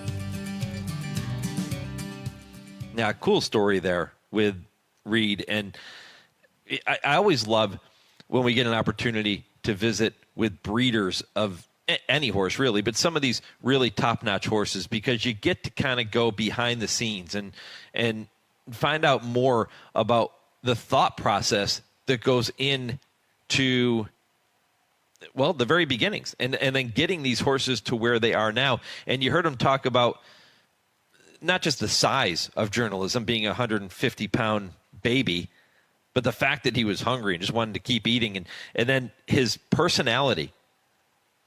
Almost right away on the farm, he had that personality where he was unflappable. And Reed talked about that. He said, it's one thing to have the physical attributes and those traits and be gifted with your talent, but if you don't have it mentally, you're not going to be able to handle the rigors of some of these racing schedules and then handle the challenges you're going to face when you come to a race like the Kentucky Derby and there's 150,000 people. And you have to, every trainer will tell you that. You have to have a horse that can handle it mentally, handle the walkover, handle all the preparations in the weeks before, and then handle the crowd around the paddock when they're being saddled. That's all new to them. These are young horses. Keep in mind, they're only 3. They're young horses. Many of these horses are still learning, especially when you look at the field for today's Preakness. Journalism, seasoned. American Promise, seasoned. Heart of Honor, yeah, I guess you could call him seasoned. But for the most part, all of these youngsters are still learning how to play the game. And they're learning to deal with things that they haven't seen before. So having a horse that has the mental fortitude to handle all of that, like journalism did even back in the days on the farm at Don Alberto after he was born, is key. And that's, to me, that's one of the things that separates journalism. We already know he can overcome trouble. We talked about that going into the Kentucky Derby, how he had to overcome trouble in that short field in the Santa Anita Derby. He was able to do so and handled it perfectly. So if he does find himself in a little bit of a jam here today, he'll be able to get out of it. He didn't have the smoothest of trips in the Kentucky Derby, but he was composed. Mentally, he had that mental foundation to handle it, and he ran a really good race. Beat everybody except for one. And maybe, as Reed said, maybe we get a chance to see those two in a rematch down the road 3 weeks from now in the Belmont Stakes. Wouldn't that be something? That would be pretty cool. I wish Sovereignty was here today. I know many of you do too, but he's not. And we look ahead to his next engagement. Which horse will win the Preakness Stakes? Let me know your thoughts. You can go to @HRRN on X, Horse Racing Radio Network on Facebook, or email the show, Mike@horseracingradio.net. Going to have the answer to this week's impossible trivia question coming up toward the end of the show, 10:55 Eastern. In what year did the Preakness have 2 officially recognized winners? And who were those winners? Name those horses. So what year and what were the names of the 2 horses that were recognized as winners that year? Again, the answer coming up 10:55 Eastern. Mike Rogers is the Executive Vice President of Pimlico. He's going to join me coming up in just a couple of minutes after this commercial break. Nik Juarez, that interview with him was fantastic. We taped it earlier this week because he had such a busy schedule this morning. Stay tuned for that. That comes up at 9:40. 10 o'clock Eastern, the TwinSpires Triple Play with Kevin Kilroy. 10:20, Kurt Becker, Stroll Through Racing History, and his fantastic story about a horse named Preakness. And then I Ask the Answer with Dale and Tim, 10:30 Eastern Time. Lots to get to. This is the Equine Forum presented by TwinSpires on HRRN. Race to TwinSpires, where you can unlock a $25 risk-free bet. Just use the code HRRN25 when you sign up. And if your first bet doesn't win, TwinSpires will refund your account up to $25. Wagering on the app is fast with free past performances, insider picks, and power plays every day you wager. TwinSpires. Download the app today to earn your $25 risk-free bet. Void where prohibited. For terms and conditions, visit TwinSpires.com. Must be 18 or older, 21 and older where applicable. For help with a gambling problem, call 1-800-GAMBLER.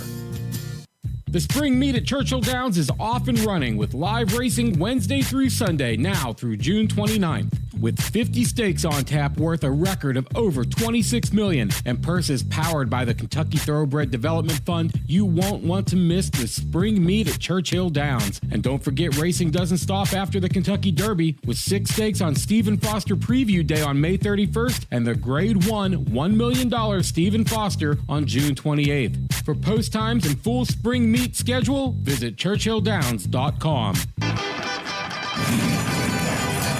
Want to get your career in horse racing off to a fast start? Well, the University of Arizona's Racetrack Industry Program is your winning ticket. The Racetrack Industry Program has served as a springboard to some of the industry's most successful individuals, with a proven track record of job placement right out of college. If you want to earn a degree in the exciting horse racing industry, the Racetrack Industry Program can put you in the winner's circle. Scholarships are available. Visit rtip.arizona.edu. You're listening to the Equine Forum on HRRN, presented by TwinSpires. And there's a quarter of a mile to go, and it looks like a 2-horse race from here. Codex racing far away from the rail, has the lead. 3 parts of a length. Genuine Risk on the outside. Second, Colonel Moran is third, and Jacqueline Cochran. And Codex with Anil Cordero Jr. has the lead by 2.5. Genuine Risk can't catch him. It's Codex on by the Tyson Fire. Dreams by D-Way Lucas. Anil Cordero aboard. Codex wins the Preakness Stakes. Final furlong, Freehouse by ahead, Silver Charm, Captain Budget, Touch Gold, Freehouse, Silver Charm, head to head, they're in very close quarters, shoulder to shoulder, head to head, nose to nose, Freehouse, Silver Charm, Captain Budget, oh, it's close, could be Silver Charm, in between, Freehouse, Captain Budget, and a Preakness we will remember. 150 years of Preakness history, and those are a couple of highly notable races in the history of the Preakness Stakes. Codex winning the 1980 Preakness. Dave Johnson had the call. Silver Charm winning the 1997 Preakness Stakes. Dave Rodman had the call of that one. 2 fantastic calls. Of course, Codex, the first Preakness Stakes winner for the Hall of Famer Dwayne Lucas. Silver Charm, the first for Hall of Famer Bob Baffert. They are currently 1-2 in the standings. Baffert with 8, Lucas with 7. They meet again this afternoon shortly after 7 o'clock Eastern. We'll see if Lucas can tie Baffert or if he extends his lead. It's going to be a fantastic renewal of horse racing's middle jewel. And Mike Rogers is the Executive Vice President of Pimlico. He joins us now. Mike, good morning. Happy Preakness Day. Yeah, thanks, Mike. Happy Preakness Day to you as well. Yeah, looking forward to this one. This is the final Preakness that will be run with the current building in place before we look forward to a new Pimlico being built. What's the mood like? Yeah, I think I would say mixed emotions, if I could probably describe it best, is that, despite the challenges that this building has, there still is a lot of attachment to the emotional, the charm of it. So, but you look at, I think it's probably time now. And so I saw some of the renderings they have for the new one. It looks kind of cool. They're bringing back some of that old look, Maryland look to it. I think that's good. But I would say if I had to describe it, it would be mixed emotions. The portion of Pimlico, well, there's two. There's two areas of Pimlico that I'm going to miss most. The first is that area of the grandstand all the way down toward the top of the stretch, which still stands from the days of Seabiscuit and War Admiral with that match race in the Pimlico Special. And then the other one is the announcer's booth, our radio booth that we had for many, many years, which is right up above the finish line, just below where Dave Rodman calls the races from. And those are places at Pimlico that I will always remember, very special places for me.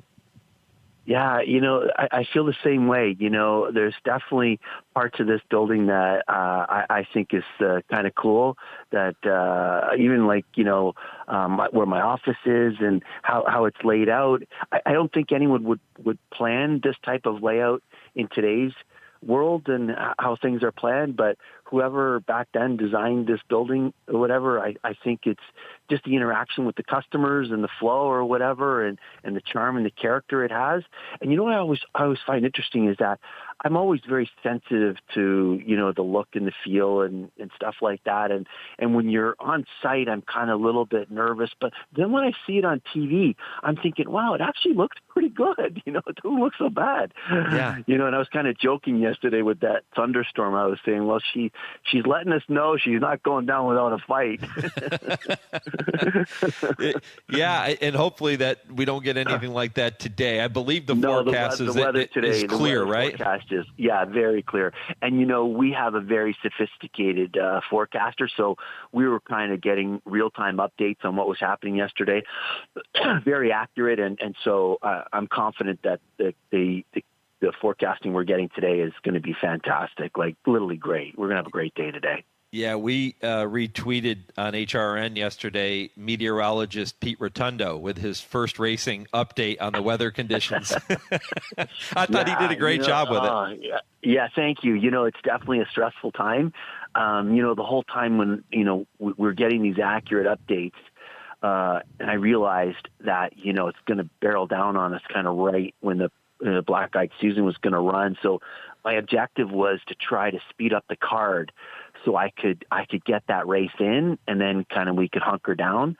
But as you can imagine, you can't control everything on a race day. So I had, unfortunately, a couple jocks fell off their mount. I had horses lose their shoes. So, no one got hurt or anything like that, but it just every minute mattered. And so my back was getting up against the wall, and fortunately we had to pull the plug, but luckily we were able to ride it out and get the race in, which I was absolutely thrilled about. I honestly, I couldn't have been happier how the whole team executed, what happened yesterday, So despite, we lost the last race, which was, unfortunate, but other than that, it turned out all right, Let's talk about what the plan is for Pimlico going forward. Fill everybody in on what the schedule is going to be.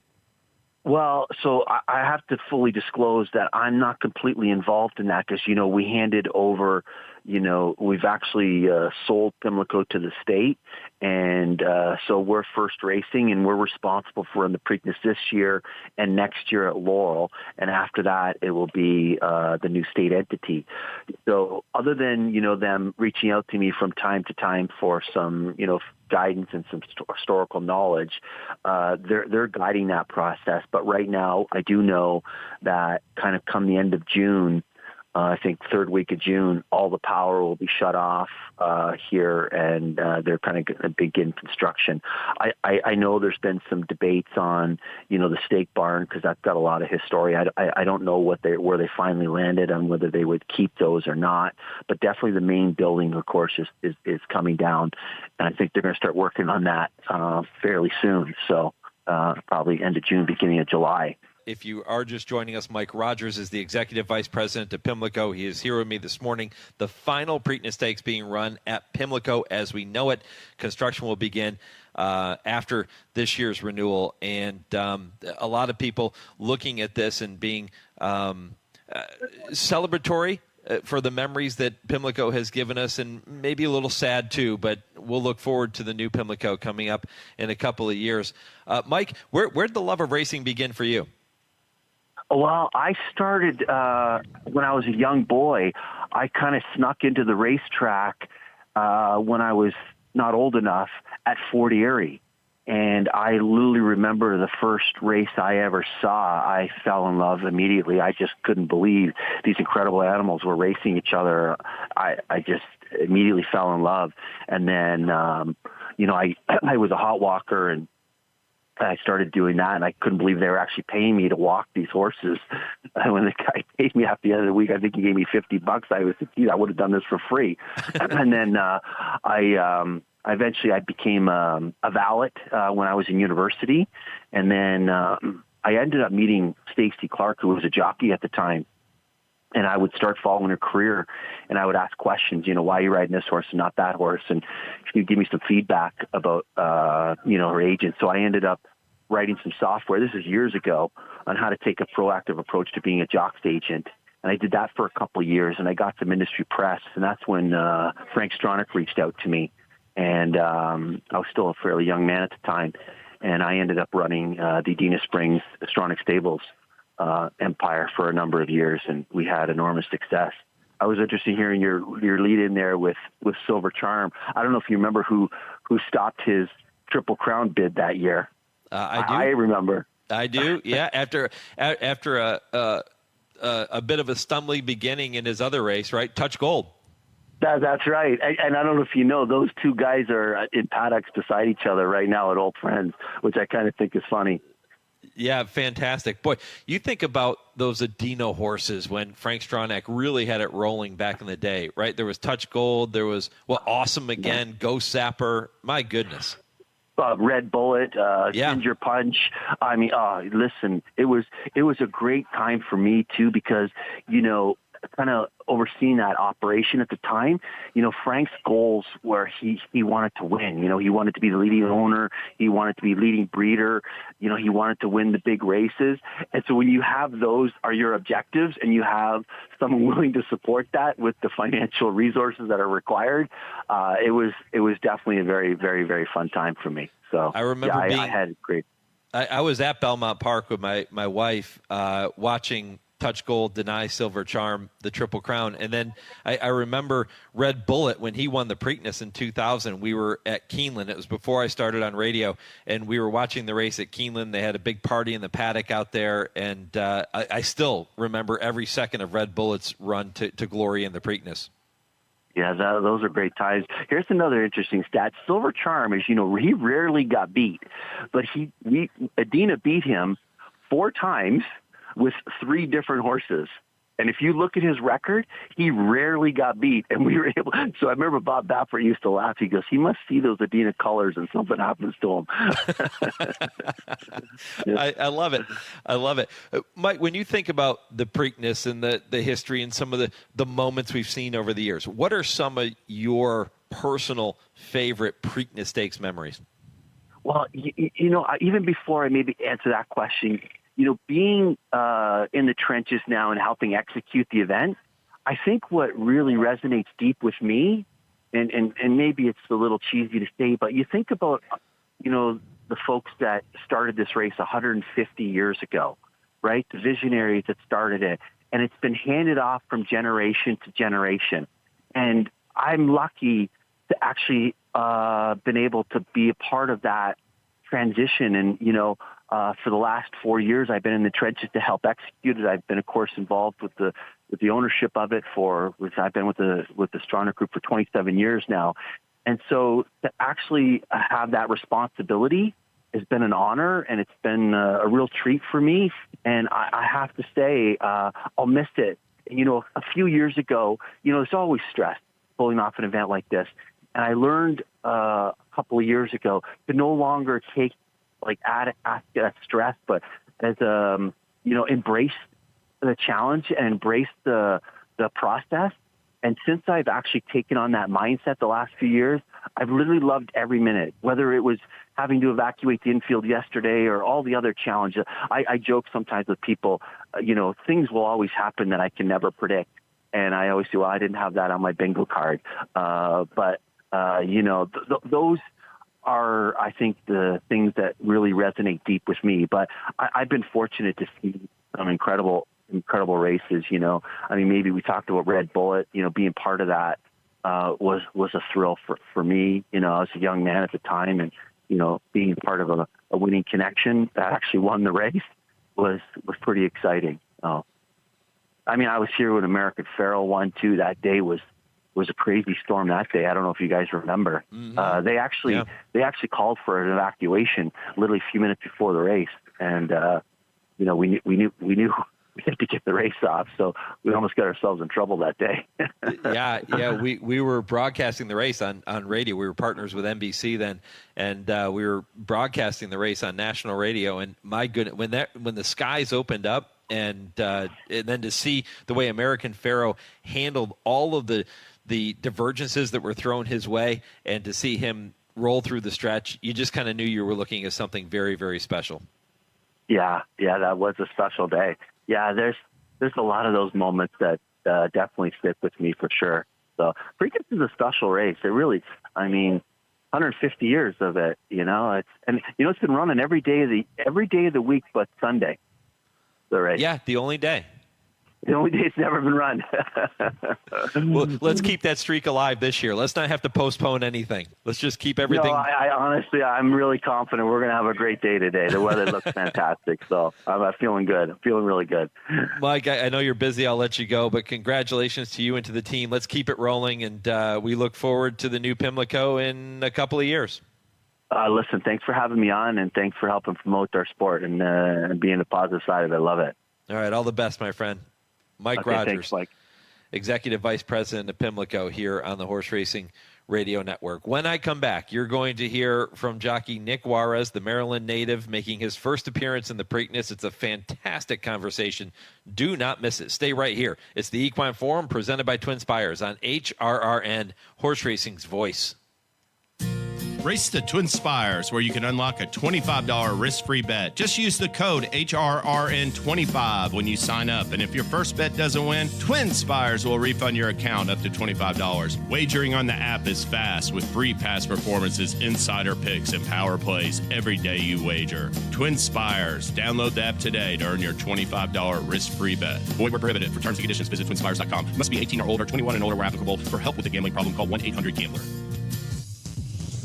It's time now to shine the spotlight on the Darley Taking the Reins Performer of the Week. Then Gosker and Hypnus. Bullard has to go wide. Still 8 from the front. Preeter has the lead. Here's Gosker to the outside. Bracket Buster back toward the inside. And then Hypnus and Bullard still far back. And Gosker's got the lead in the final furlong of the Stone Street Lexington. Gosker and Irad Ortiz Jr. to win it. Gosker, the son of Darley Stallion Nyquist, with that impressive win in the Grade 3 Lexington Stakes at Keeneland in just his third career start, catapulting him into a spot in the starting gate of today's Grade 1 Preakness Stakes and making him your Darley Taking the Reins Performer of the Week. Darley Stallion Nyquist, only Into Mischief and Gunrunner have more Greatest Stakes winners this year than Nyquist. Nyquist stands for a fee of $175,000 stands and nurses. Learn more about all the Darley Stallions by visiting darleyamerica.com. You're listening to the Equine Forum on HRRN, presented by TwinSpires. Actress looming a large threat and switching out 3 wide past the quarter pole.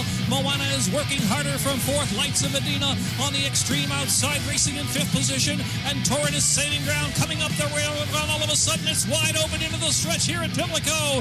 And Actress and Shimmering Aspen up the inside. Here comes Torrent. Torrent thrusting through on the inside. Lights of Medina on the outside. Lights of Medina, Actress, and Torrent running third with a 16th to go. It's a thrilling finish here. Lights of Medina earned on the inside. Actress, I believe, got it from Lights of Medina from well back. Way back was Corporate Queen, followed by Torrent, then Moana. Well, 8 years ago, jockey Nik Juarez celebrated that triumph in the Grade 2 Black-Eyed Susan aboard Actress. Dave Rodman had the call. 2 weeks ago, After riding more than 7,100 races, winning more than 1,000 of those, the 31-year-old Maryland native realized the dream of every jockey when he made his first appearance in the Kentucky Derby. Later today, Juarez will realize yet another dream as he competes for the first time in his home state's signature race, the Preakness Stakes. Should be a lot of fun for him, and it's a really big deal. He's getting a leg up from the 7-time Preakness winning trainer Dwayne Lucas aboard American Promise, and he gets a leg up with me here this morning on the Equine Forum. Nik, appreciate the time. Good morning, Mike, and no, thank you for having me on. What a blast from the past that was, the race call of Dave Rodman, with Actress winning the Black Eyed Susan, and that was definitely a surprise, and got the hair on my arm standing up. Yeah, that was a special day. It could be a lot more special coming up this afternoon if American Promise can find a way to win the Preakness Stakes. Take me back 2 weeks. I mentioned it was your first Kentucky Derby. I know how much that meant to you. Tell me about the experience. No, absolutely. It's every jockey's dream, to ride in the Kentucky Derby. Well, first of all, to win the Derby, let alone let alone be in it. So it was a great week leading up to the Derby at Louisville. It was really nice to be in town, and it's not a place I really got to spend much time before. So no, it was great to see the culture and talk Derby to me. Was the experience everything you thought it would be? That and more. I'm represented by Gary Stevens, who he's ridden in 25 derbies, and won alongside Mr. Lucas, and so no, it was really cool being there and being able to see not only Gary and but Wayne, seeing Dwayne Lucas in his natural element, which is Kentucky Derby week. And you get to see him again Saturday afternoon in the Preakness, 7-time Preakness winner. You mentioned the name Gary Stevens. Gary's done some work with us here on the radio, a 3-time Preakness winner. How much are you going to rely on Gary and some of the insight he can give you about riding the Preakness? No, he to be able to talk with Gary, to work with Gary, it's a gift, it's a pleasure, and whenever him and I, we're able to talk about races beforehand and afterwards. And no, it gives me a lot of confidence as a rider, and I've been doing this now 11, 12 years, and to have somebody like him who's really, his accolades speak for themselves, so it gives me a lot of confidence. Yeah, you obviously have so much talent, Nik. You don't win more than 1,000 races without having talent, so you know what you're doing when you're on the back of a horse. But to have a guy like Gary in your corner, do you ever go to him and just kind of pick his brain and say, hey, what are you seeing here, Gary? What can make me better? Absolutely. No, we talk about that stuff a lot, and iron sharpens iron. So that goes along with Wayne as well, and I'm just really blessed to be a young man amongst these great men. All right, take me back to the Derby again and talk about the horse, American Promise. Not the most ideal trip. What went wrong that day? Well, it's the Derby. You're dealing with 19 horses. We broke out of the gate, and Citizen Bull he made it right out of there, and we got bumped around a bit, but American Promise was able to hold his own, and he's such a big horse, but he also, he carries speed with him too. And, we were able to have a great position going into that first turn, and that was really ideal. However, obviously it wasn't the outcome that we wanted, but I think that American Promise got a lot out of the race, and we're ready for this afternoon. Yeah, so now he comes into the Preakness. I mentioned that it will be your first ride in the Preakness as a native of Maryland. That has to be a massive deal for you, my friend. Yeah, no, it's very special. I mean, going back to that replay you were playing, I mean, at that point, that was like the biggest thing in my life, or biggest win in my life, to win the Black Eyed Susan back at home. So now to be riding in both races, this Preakness week, it's been a real dream come true. What are some of your earliest memories of maybe watching the Preakness or maybe attending the Preakness before you got your riding career started? Oh, man. It's a replay. My dad, I watched it. I can't even count how many times, but and it wasn't a Wayne Lucas horse, but it was Sunday Silence and Easy Goer. And it's probably one of my favorite Preaknesses to watch. with Patrick Valenzuela and Pat Day going down the lane together, and what unfolded in the middle of that race. It's a great race to watch, especially as a rider now who can understand it a lot better from just watching the screen. And then as a kid, grew up and going to Preakness, and friends of mine, we're talking. We were going in the infield, and had a good time. Maryland is a really good place to grow up, and Pimlico is awesome, and Maryland Jockey Club, they really take care of horsemen here, and it's a good spot. I had a poster of that finish between Sunday Silence and Easy Goer hanging on my wall for many, many, many years. I still have the poster. I just don't have it on the wall anymore. And that Preakness Stakes, just like you, was one of my all-time favorites. Absolutely. I ended up, when I got older and I could afford to buy a painting, I bought my dad a painting of Sunday Silence, and just special memories. Okay, you mentioned your dad. Your mom, Carol, galloped horses, actually rode until she was, about 7.5 months pregnant with you, so you've always been kind of on horseback. Tell me more about your family. So my mom, she did gallop till she was about 7 months pregnant. So I think I've had the rhythm of a horse for a long time. But no, I've been around horses my whole life, and my mom comes from a horse racing family here in Maryland. My grandfather, Charlie Litton, was a longtime outrider here in Maryland, and my great-grandfather was the first trainer in our family. And my grandfather actually rode winners for my great-grandfather, and that was my grandfather was more of a steeplechase jockey, which that's more prevalent here in the Mid-Atlantic. And that's, if listeners that know, that's going over jumps. Something I'm not into. I don't blame you one bit. When did you decide, Nik, that you wanted to kind of take up the family business and be involved with horses and ultimately be a jockey? Well, how do I say this? I visited my high school yesterday, and that kind of put a lot of things in perspective. One of my friends, she's a social worker now, and she works at the Boys and Girls Club in Westminster, Maryland. I'm actually going to be visiting them. And no, I don't think I knew exactly what I wanted to do. Like a lot of adolescents or a lot of kids in high school, and parents going through divorce or trouble at home or whatever the case may be. And no, I didn't really know the direction I wanted to take in my life.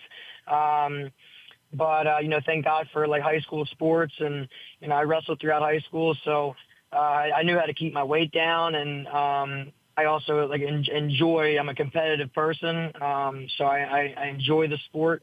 So I was walking horses actually at 18, 10 months, almost 19 years old, and then one day, true story, I saw my dad's paycheck. He was galloping at the time, and I'm just walking horses. And I said, you know what? I said, Dad, I want to do that. And it started as obviously just, wanting to have a job and to make a living. And, then if you're able to get around horses, they can really touch your heart. And I grew a real passion to it.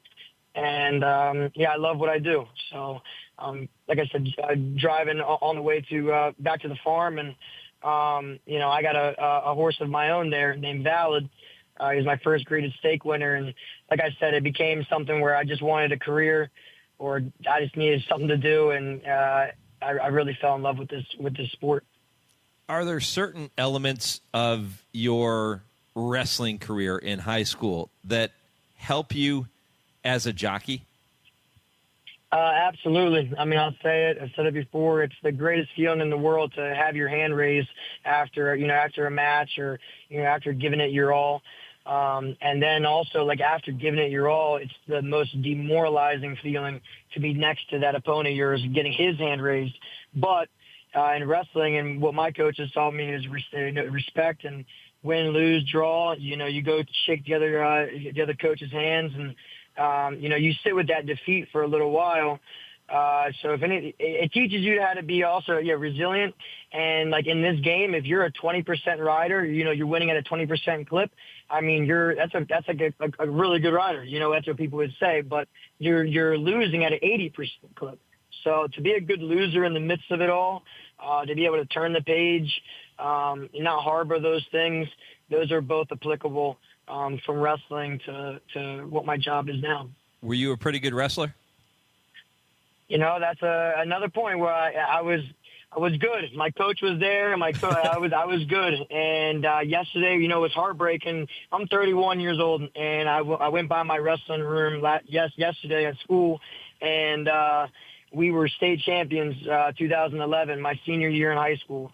And what hurt the most is that I'm not in that picture because academically I wasn't applying myself, and still at 31, you shouldn't hold regret, but it did hurt yesterday knowing like, oh man, I could have been a state champion too, but I just didn't apply myself at that time. And that's a message for anybody who's in school now. And it's like, those things stick with you, and the decisions you make today is what makes tomorrow.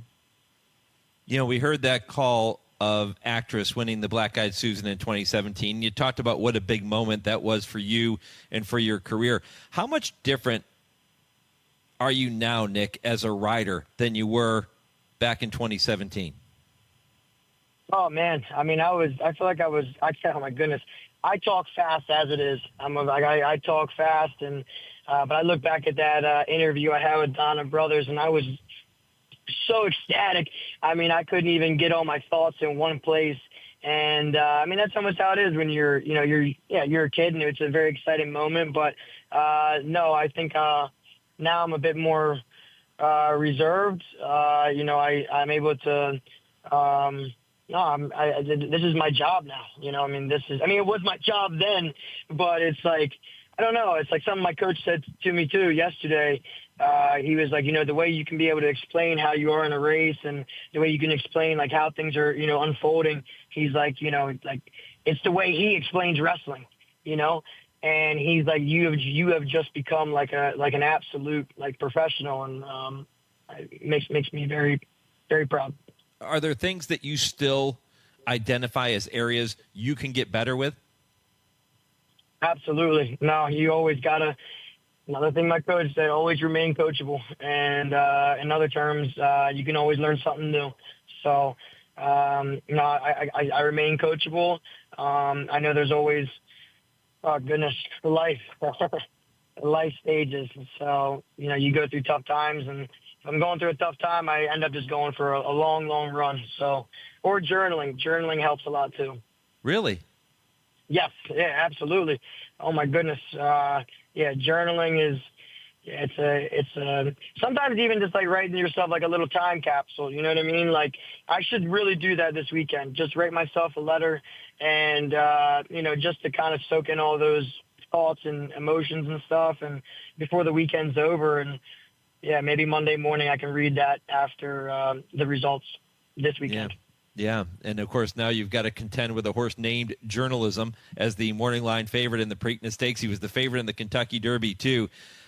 You've referenced your wrestling coach quite often here, and you are very much the coach when you are aboard any horse, but certainly American Promise. So what lesson did he learn in the Kentucky Derby that will help him when he goes to the post in the Preakness?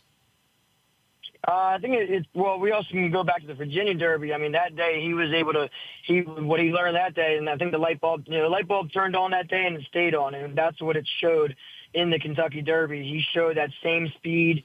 He still has that huge size to him, and as I was explaining to actually our owner this morning, we were John Bellinger, and he actually was a coach as well. He coached football, his son. So what I explained it as, it's like, you're a JV kid, you jump up to varsity, you win easy, you might have beat an easy team or something. Then you go into like a real varsity match, and it's iron sharpens iron. So coming into this race in Preakness, it's like I think the light bulb is turned on for him, and I'm just very excited to see what he can do when he continues at a varsity level. You had the chance to walk onto the racetrack to the Playing in My Own Kentucky Home 2 weeks ago. You heard that song on the back of a horse for the first time. Now you're going to do it to Maryland, My Maryland. And as somebody who grew up just north of Baltimore, have you given any thought to what that moment will be like? I haven't, so you just said it, but when you did say it, I could hear the tune in my head. And, no, I think it'll be very special. And, you know, like at the end of the day, and I'm here to do my job. So it's a horse race, and I'm a jockey. So that's what I'm here to do. How about the moment if American Promise were to cross the finish line first? Have you thought about that much? Oof. I've been envisioning that many, many times, trying to manifest that visualization. Another thing back from wrestling. I got introduced to like sports hypnotherapy at the University of Maryland at a wrestling camp called Hell in the Shell.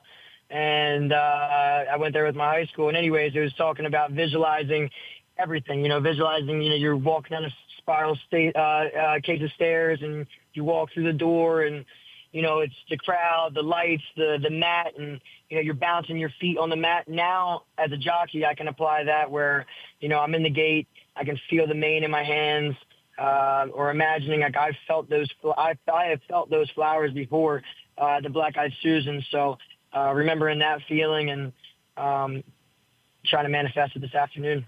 What gives you the belief American Promise can win the Preakness? Me and God. I believe, no, it's in God's hands. I mean, a great verse that I love is that, you know, the horse is made ready for a day of battle, but the victory rests with the Lord. And that right there, I mean, it's out of my hands. And I'm not going to say it's out of my hands. It's definitely what gives me the confidence is faith. Nik, here's to hoping that shortly after 7 o'clock Eastern this afternoon, you're raising that hand in victory and you're pinning the competition in the Preakness Stakes and walking away with that garland of Black-Eyed Susans, man. It should be a special day for you. Enjoy every moment of it, and I can't thank you enough for spending a little time with me here. Mike, thank you so much for having me on, and look forward to talking again. All right, Nik Juarez. Safe trip today, brothers. Nik Juarez here on the Horse Racing Radio Network. When I come back, going to take a look at a few dates in racing history, and I'll get you ready for what's coming up in hour number 3. This is the Equine Forum on the Horse Racing Radio Network. The National HBPA is continuously working to protect the health and welfare of horses by advocating and funding research to help reduce equine injuries, lobbying for a national testing lab to oversee and establish absolute uniform laboratory protocols, advocating for every track to undergo an annual independent surface assessment, passionately supporting off-the-track thoroughbred retirement facilities and adoption groups, and so much more. See additional HBPA initiatives at nationalhbpa.com. Hey, this is Mike Penna. Join me every Friday at 5 p.m. Eastern for the show trainers listen to, Trainer Talk, presented by Fasig-Tipton. From Hall of Famers to up-and-comers, you'll get to know the men and women who make this sport go, up close and personally. Listen on Sirius 162, XM 207, or stream the show live on our website at horseracingradio.net. My guest this week is Jamie Osborne. And if you miss it or want to listen again, download the podcast at horseracingradio.net or your favorite podcast platform. You're listening to the Equine Forum on HRRN, presented by TwinSpires. Well, with all the talk of Pimlico and Preakness, remember the tradition continues through the Hollywood Meet. 90 years of running at the Great Race Place Santa Anita. This Saturday is, of course, Preakness Stakes Day. The Hollywood Meet wagers that you'll want to look forward to are the $2 Pick 6 on the last 6 races of the day, and you can bet big every day with the Coast to Coast Pick 5, offering a player-friendly 15% takeout. Other low takeout bets include the $3 All-Turf Pick 3, $3 Late Pick 3, and $5 Late Double. You can learn more by going to santaanita.com. Time to take a look at a historical date in racing history or two. Not a lot of time left, so I'll give you a couple quick ones.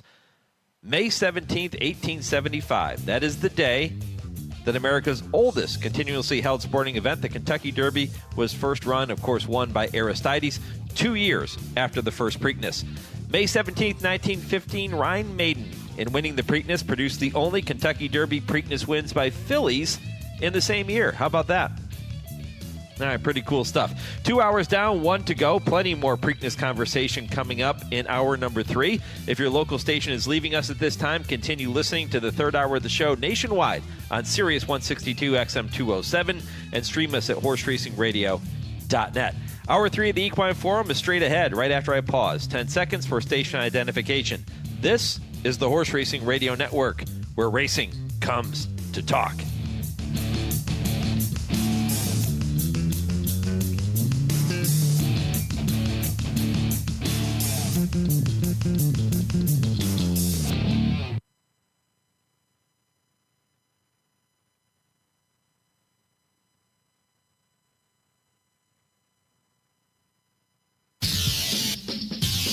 This is HRRN, horse racing's voice. Noses apart!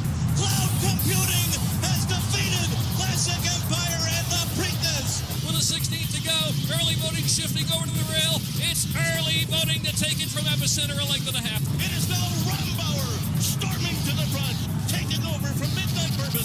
Rombauer and Flavian Pratt win the Preakness. And here comes Bernardini, and he's roaring and pouring it on. Bernardini and Javier Castellano goes to the left-handed stick, but he's well clear from Sweet Northern Saint and all the others. Bernardini in the Preakness to win going away. Welcome to the Equine Forum, presented by TwinSpires. It's Codex with Anil Cordero Jr. Has the lead by 2.5. Genuine Red can't catch him. It's Codex. On by the Texas Fire. Green by Gile Lucas. Anil Cordero aboard. Codex wins the Preakness Stakes. National Treasure fighting back on the inside. Blazing Sevens on the outside. Blazing Sevens, National Treasure. Oh, what a Preakness. It's National Treasure who gets the lead late. Here's the winner. And the filly did it. Rachel Alexandra has defeated the Kentucky Derby winner. Now, here's Mike Penna. Welcome back. Hour 3 of the Equine Forum, presented by TwinSpires. Mike Penna, Baron of the Backstretch. Happy to have you with me on this Saturday morning. Preakness Stakes Day, the 150th running of horse racing's Middle Jewel, coming your way this afternoon, and it promises to be a good one. No Derby winner. Don't let that get in the way of your enthusiasm for this year's Preakness Stakes. I understand it would be better if he was there, but not having him should not dissuade you from paying attention to what is a really good card in Baltimore, Maryland this afternoon, including that running of the Preakness. You still have journalism. You still have Sandman, American Promise, and then some new shooters getting into the mix too. If you missed any portion of the first 2 hours of the show, all you have to do is head back to our website, horseracingradio.net. You can listen to the podcast whenever you have a few minutes, and you can do that too with all of our shows on every podcast platform. So however you get your podcast, type in Horse Racing Radio Network and listen at your leisure whenever you have some time. Well, hour 3 begins with the TwinSpires Triple Play. Kevin Kilroy will have 3 races for you to keep an eye on at Pimlico this afternoon. Kurt Becker, Stroll Through Racing History, coming up at 10:20, and at 10:30, Dale and Tim with I Ask, They Answer. Time now to say hello to Kevin Kilroy and the TwinSpires Triple Play. What's up, Kev? Mike, how you doing? Happy Preakness Day. Happy Preakness Day to you. Yeah, no Derby winner, but that's all right. This is a good group of 3-year-olds, and just a good card, top to bottom. So I'm excited to take a swing at the windows. I like the 3 races you've chosen. They give us a little bit of variety. We're going to focus on the 8th race to kick things off, which is the Chick Lane. That's a 6-furlong sprint on the main track, which is always a fun race. Then we'll go to race 10, and then we'll wrap it up with the Preakness' race 13. So let's begin with that Chick Lane. Again, 6 furlongs, 3/4 of a mile, 2:48 Eastern is the post. How'd you see race number 8? Yeah, this is a good field. This is a good field of 3-year-old sprinters. There's a few in here that I know and love that I'm excited to see race. Ancient World, always been impressed with that Joe Sharp runner, owned by Rapoli, so we know we won't get a good price on that one. He's going to bet that one down, no joke. Normandy Coast, I remember that was one that I talked about on the show before that Fairgrounds win, and it's been super impressive for Eddie Keneally. And then on the outside, Retribution, what a debut effort to get it done at Fairgrounds when the rail was golden and we got it done wide. So those three I love, but I got to take a swing with number 6, Keep It Easy. Dale Roman's Heart Spun Colton here. They got ambitious with him. They went to the Fountain of Youth, tried to get it done 2 turns, and it makes sense. I mean, watching this guy in the mornings, he does seem like he can get the distance. He has great energy, deep into the drills on the backside when he's finishing up.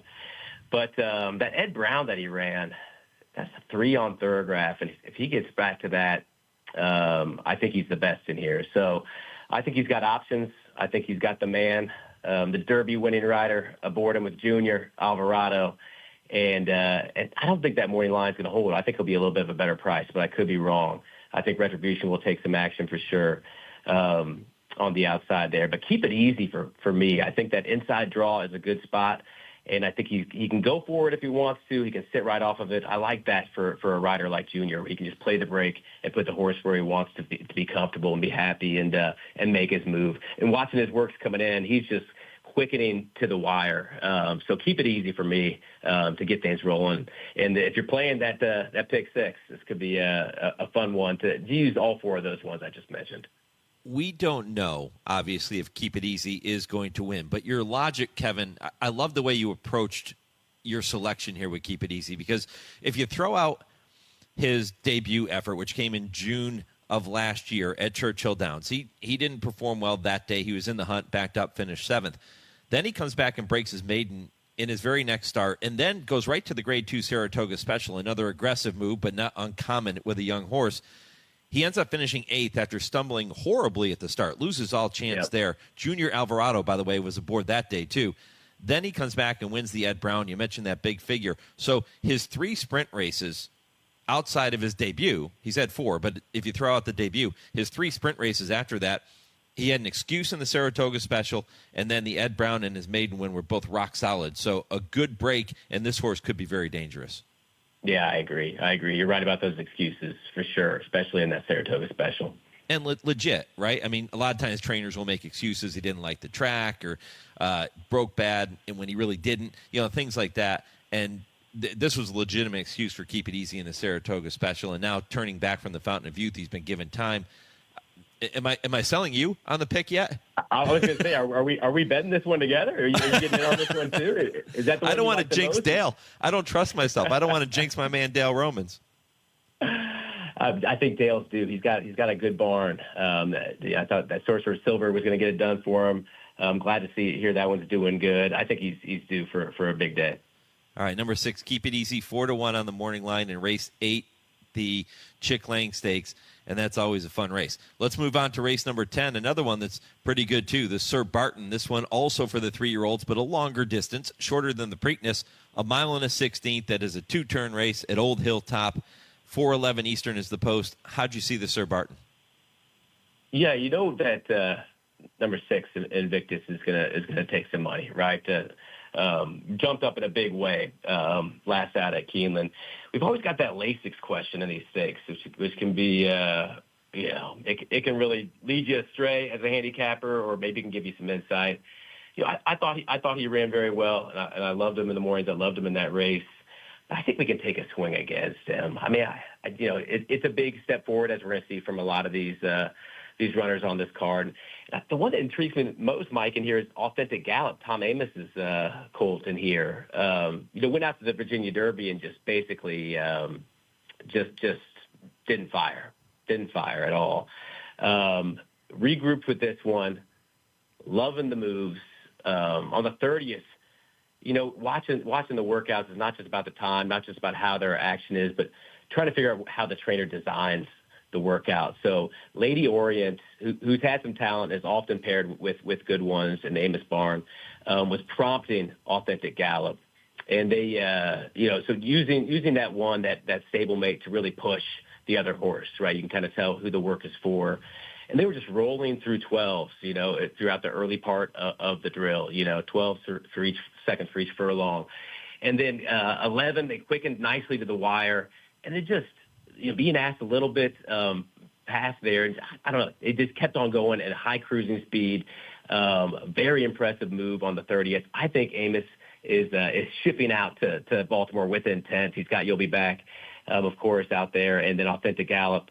I think Authentic Gallop's going to get it done. I like Carmouche up on this one, be able to get this one a little bit more forward. I think that also says what we're going to do with this one. So I see Authentic Gallop as the upset here in this Sir Barton. Would be appropriate to Spendthrift Farm, the sponsor of the Sir Barton this year, and Authentic, of course, standing at Spendthrift, along with the favorite Invictus, who is a son of their stallion Into Mischief. So Spendthrift ties with some prominent runners in there, including your top pick, number 8, Authentic Gallop, 8-1 on the morning line. All right, that leaves us plenty of time now, buddy, to talk about the Preakness. And $2 million on the line, middle jewel of the Triple Crown. Again, no shot for a Triple Crown this year, but it is still an American Classic. Mile and 3/16. We do have the Derby runner-up and the Derby favorite Journalism in here. He's 8-5 on the morning line. Is it Journalism and everybody else, or do you see an upset? I'm so torn. We came out of the Derby with excuses, right? You could just listening to McCarthy. He seemed a little upset, right? I mean, a little bit of a tough break for sure in terms of all the trouble that was caused with Citizen Bull popping out there, and that just having its sort of effect on the way out. And first time on a wet track, right? California, they can't train on a wet track. So Journalism handled it all well. I thought he ran very well. He's going to be a short price, right? He's going to be a short price. And the question for me is who's going to give us a fair value of, I think that morning line for both goal-oriented and for Clever Again seems like a fair price, but they're going to bet one of these really hard. I think we got to give Clever Again a shot. I think we draw in a very good spot. He's proven without Lasix. Has a very nice upward line in terms of his pace figures. He won wire to wire last out in the Hot Springs, taking on Gaming, Perfect Force, some good runners there. And, he took it over the race, and he just kept on getting faster throughout it. We want to make sure that we can get the distance right. I mean, looking at the pedigree, it's with that Galileo influence, American Pharoah, very interesting pedigree. But I think we can. And I think, the question is, can we rate? We've been forward for our wins. But I think we can just sit right off of whoever goes to the front. Maybe it's goal-oriented with the hand push forward. Maybe it's American Promise. But Clever Again, I think, is the one we got to take a swing with, assuming we can get 5-1. And the Journalism, I mean, I'd love to see him win and then come back in the Belmont and we get Sovereignty and we get that sensational matchup. But this seems, I don't know, this seems like a really good one for Steve, who's been just maintaining form nicely in the mornings, and the price should be right. More often than not, Kevin, the winner of the Preakness is a horse that ran in the Kentucky Derby 2 weeks ago. In this case, you're picking a horse that did not. We haven't seen him since March 30th, as you mentioned. A new shooter this year, if you will, coming into the Preakness Stakes. And it seems like that doesn't bother you one bit. A touch, right? Because, A, he's going to be tested with distance. B, this is definitely a tougher field. Journalism coming in sharp. But with Steve, I mean, Steve's not just taking swings, right? He's not just there to be there. He's always spoken highly of this horse. I think a very, very solid horse. And they've taken their time with him, and they want this, they want the right spot. So here we are. Jose Ortiz been up for the last two. Yeah, I think this is the one, Mike. But I mean, Journalism, he's the real deal. He's going to be in the top 3 for sure. But I think Clever Again's got that upside and the price. Do you think you get 8-5 on Journalism? I think we can get 8-5. I think 8-5 will probably, I think in that 6-5, 8-5 range. I don't see him as odds on in here. I mean, everybody loves him. He ran his race very well with some minor excuses last out. This distance should be a little bit better for him. He's got a great draw, but that backwards money is going to come, and they're going to bet Sandman. You just know they are. So that's just going to help the prices of all these horses. Sandman, much ado about him, and definitely with the underlay of the Derby with his price last out. So I do think that you'll get a fair price on Journalism, because I do think even money is probably would make sense on him in here, and I think you'll get above that. Let's say you do get 8-5. Would that be worth betting? And the reason I'm asking that is, no bank in the world is going to give you that kind of return on your investment for what is going to be a 1 minute 55-second race, right? So would 8-5 be fair value and a good bet upon journalism? I think so, but here's my personal bias is, as much as that, I think that is the correct way of thinking about it. Like, where are you going to get that return, in this sort of situation? And where getting 8-5 in sports betting in general is just it's really good value, right? But I've got something wrong in my brain, Mike, where I just see those shorter prices, and I'm just like, that's not the money I'm here for. Damn it, I want more than that. And I like Clever Again a lot in here, and so I do think that he's the one that I'm going to want. But I do think 8-5. Like, if that's in your personality as a bettor, then that's a great price. Let's recap Kevin's top 3 for this week's TwinSpires Triple Play. Number 6, Keep It Easy at 4-1 on the morning line is his pick in race number 8. In race 10 at Pimlico, he'll go with number 8, Authentic Gallop at 8-1. And in race 13, the Preakness, he'll take number 8, Clever Again, for Steve Asmussen at odds of 5-1. Kevin, what's happening at TwinSpires this weekend? Yeah, you get the money back offer. Always great. Depending on your level of betting is how much you get back, right? But for the general bettor out there, it's $10 win, place, show. If you bet to win, when your horse runs second or third, you'll get your money back. So take a swing, especially if you think that your horse is definitely in form and going to get a good trip and finish in that top 3. I always like that. I always like seeing it come back in my account, and then you know what I do with it when it does? I just take another swing. That's how I do it. So it's always nice to have TwinSpires in your corner, and make sure to opt in. That offer is only if you opt in. So go to those offers tab and take advantage. All right, Kevin Kilroy with this week's TwinSpires Triple Play. You can bet all the races you're going to play this weekend, and just remember to do it with TwinSpires. Kevin, appreciate it, buddy. Good luck at the windows. Yeah, Mike, thanks so much. All right, Kevin Kilroy here on HRRN. When I come back, Kurt Becker will take you on a stroll through racing history that you won't want to miss. He takes a look at a horse named Preakness, appropriately enough, with this being the 150th running of the Middle Jewel. And Dale and Tim still to come at 10:30 Eastern. Update on the, well, not an update necessarily, but I'm going to pass along the impossible trivia question and pass along the answer at 10:55 Eastern right before we wrap up the show. In what year did the Preakness have 2 officially recognized winners? And who were those winners? Interesting. Think about that for a minute. I'll have the answer coming up 10:55. Don't forget, to weigh in on the poll question. Who is your pick to win today's Preakness Stakes? You can go to @HRRN on X, Horse Racing Radio Network on Facebook, or email the show, mike@horseracingradio.net.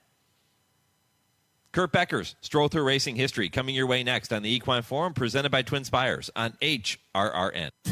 Race the TwinSpires, where you can unlock a $25 risk-free bet. Just use the code HRRN25 when you sign up. And if your first bet doesn't win, TwinSpires will refund your account up to $25. Wagering on the app is fast with free past performances, insider picks, and power plays every day you wager. TwinSpires. Download the app today to earn your $25 risk-free bet. Void where prohibited. For terms and conditions, visit TwinSpires.com. Must be 18 or older, 21 and older where applicable. For help with a gambling problem, call 1-800-GAMBLER.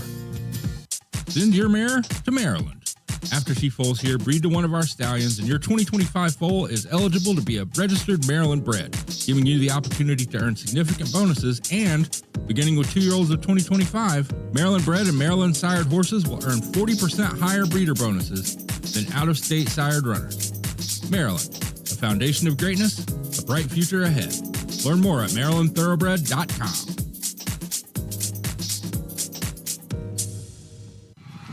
In the heat of competition, every breath matters. Flair Equine nasal strips are clinically proven to reduce airway resistance. By protecting their lungs, you can reduce the risk of EIPH, quicken recovery, and optimize performance. Make a difference in every race and every stride with a product backed by science and trusted by top trainers. Trust Flair for every horse, every breath. Learn the science at FlairStrips.com. That's FlairStrips.com. You're listening to the Equine Forum on HRRN, presented by TwinSpires. Hello, I'm Kurt Becker. Thanks for joining me as I take another stroll through racing history presented by Keeneland. He's the only horse ever to have a U.S. Triple Crown race named after him, so in honor of the 150th running of the Preakness Stakes later today in Baltimore, we look back at the 19th century racehorse for whom the race is named. Foaled in 1867 at Robert Alexander's Woodburn Farm in Woodford County, Kentucky, Preakness was a bay colt by Lexington out of Bayleaf by Yorkshire. It was said that Preakness topped the annual Woodburn Farm yearling sale on June 18, 1868, although there seems to be a dispute as to the hammer price. Some say it was $2,000, while others claimed it was twice that amount. Regardless, everyone agreed that Preakness was the most expensive yearling sold at the Woodburn sale that year. Purchased by Milton H. Sanford, a textile manufacturer who had made a fortune selling blankets to the Union Army during the Civil War, Preakness was transferred to Sanford's New Jersey-based farm and trainer Charlie Littleford for conditioning. Sanford named the colt after his farm, which was based in Preakness, New Jersey. The word Preakness was said to have originated from a Native American term meaning quail woods. Preakness was described as a large, powerful colt which was somewhat coarse about the neck, and because of his stout, heavy build, Preakness would be unraced as a 2-year-old as well as most of his 3-year-old season. Preakness would finally make his career debut late in his 3-year-old year on October 25, 1870. It would happen on opening day at a new racecourse called Pimlico in Baltimore, Maryland. But none of this would have happened without a dinner party held 2 years earlier in Saratoga Springs, New York. In the summer of 1868, just a couple of months after he had bought Preakness, Sanford invited some of his closest friends to a dinner party following an afternoon's races at Saratoga. The gathering was held at an establishment called Leland's, and following dinner, discussion turned to the idea of creating a new stakes race. The race, appropriately enough, would be called the Dinner Party Stakes. The purse would be $15,000. The distance would be 2 miles, and the race would be restricted to horses 3 years of age. All that remained was to pick the site where the race would be held.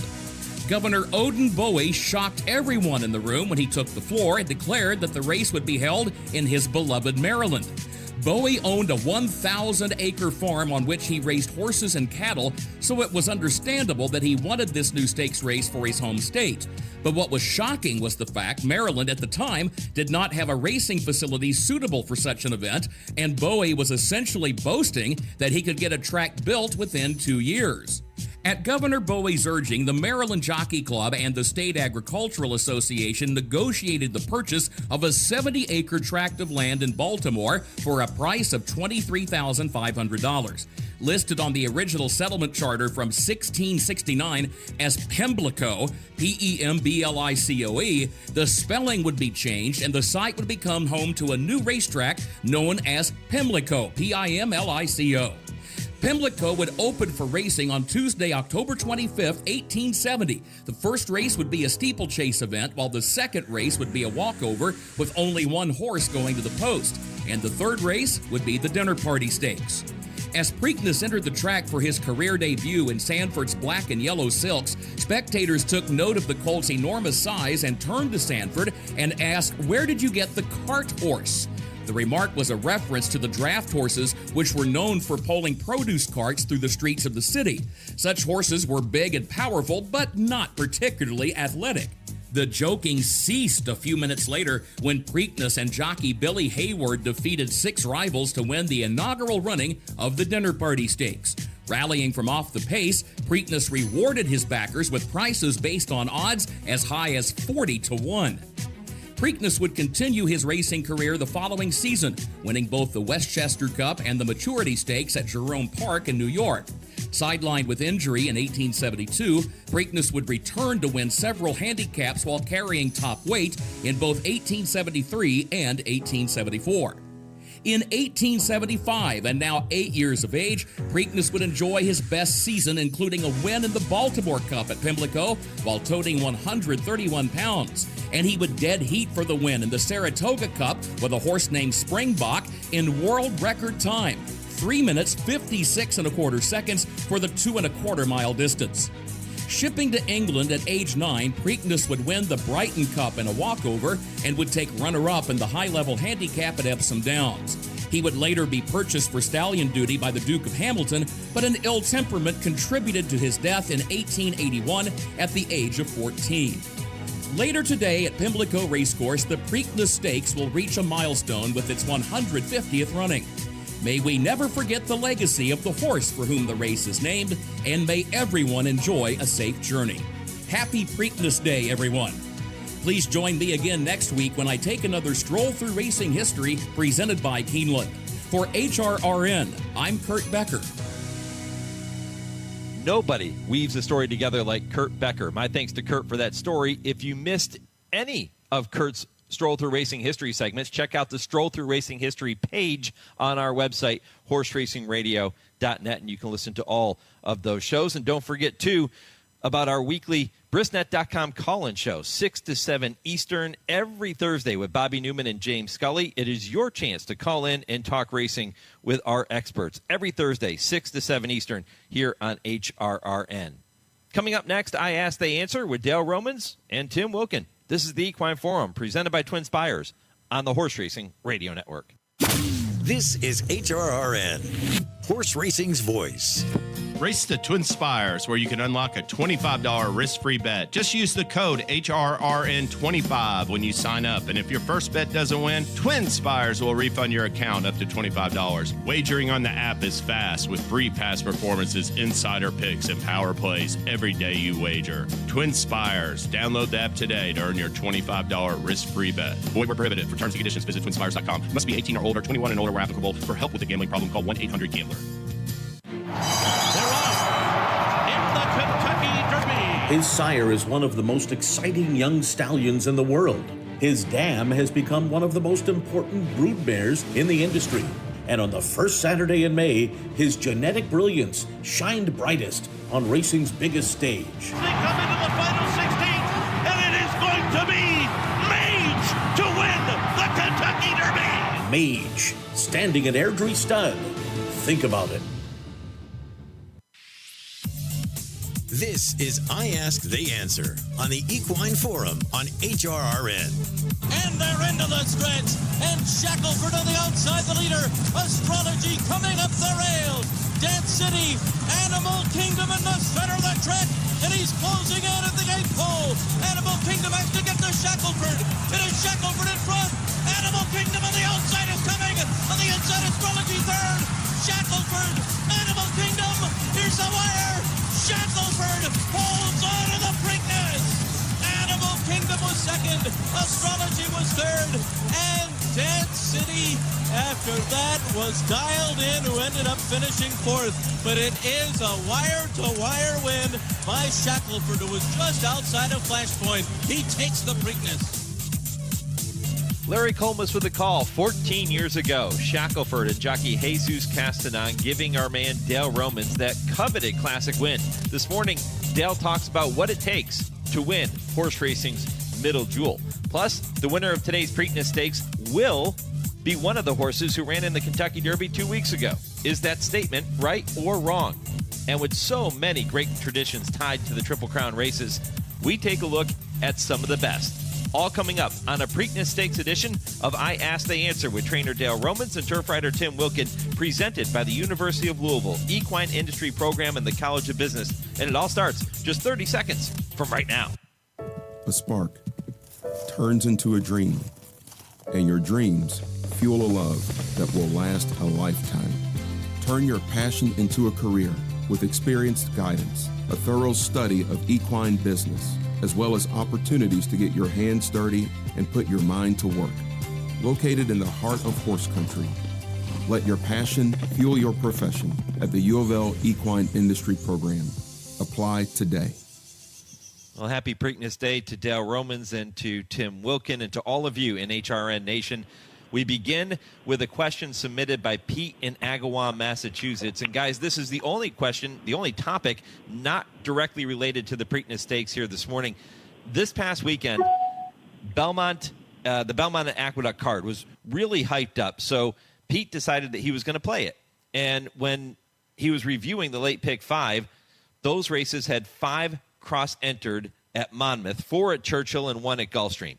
But the scratches due to cross-entry were not reported until 11 a.m. of that particular race day. He wants to know, why can't cross-entry scratches be reported the day before the race, like scratch for the Kentucky Derby? Wouldn't the trainer know if his horse is sitting in Louisville the day before the race and not running in New York or New Jersey the next day? And are there other issues that prevent reporting them earlier? Dale, let's start with you on this one. What do you think? Each state has different scratch rules. Some of them are the day of, some of them are the morning of, and there's not any uniformity there. So, if you're going to ship somewhere, other than Monmouth and Belmont, I guess you wouldn't know to the morning of, because you wouldn't usually ship either place to the morning of. But in a stake, you have the right to scratch you almost any time, because you're paying to run, and they can't force you to pay. So you can get right up to getting ready to walk over and decide to scratch your horse in a stake. If it was in an allowance race or something, both places, you'd get in trouble for that. If I enter here and then enter up in Indiana, if I enter at Churchill and then try to enter back in Indiana, and I'm in a short field, there's some problems there. You'll get in some trouble for doing that. With the stakes, I don't know how they could change it, because it can't force you ever to run in a stake, no matter how short the field is or how many stakes you're entered in around the country. You can pick which one you want and wait till the last minute. I don't know how you would change it.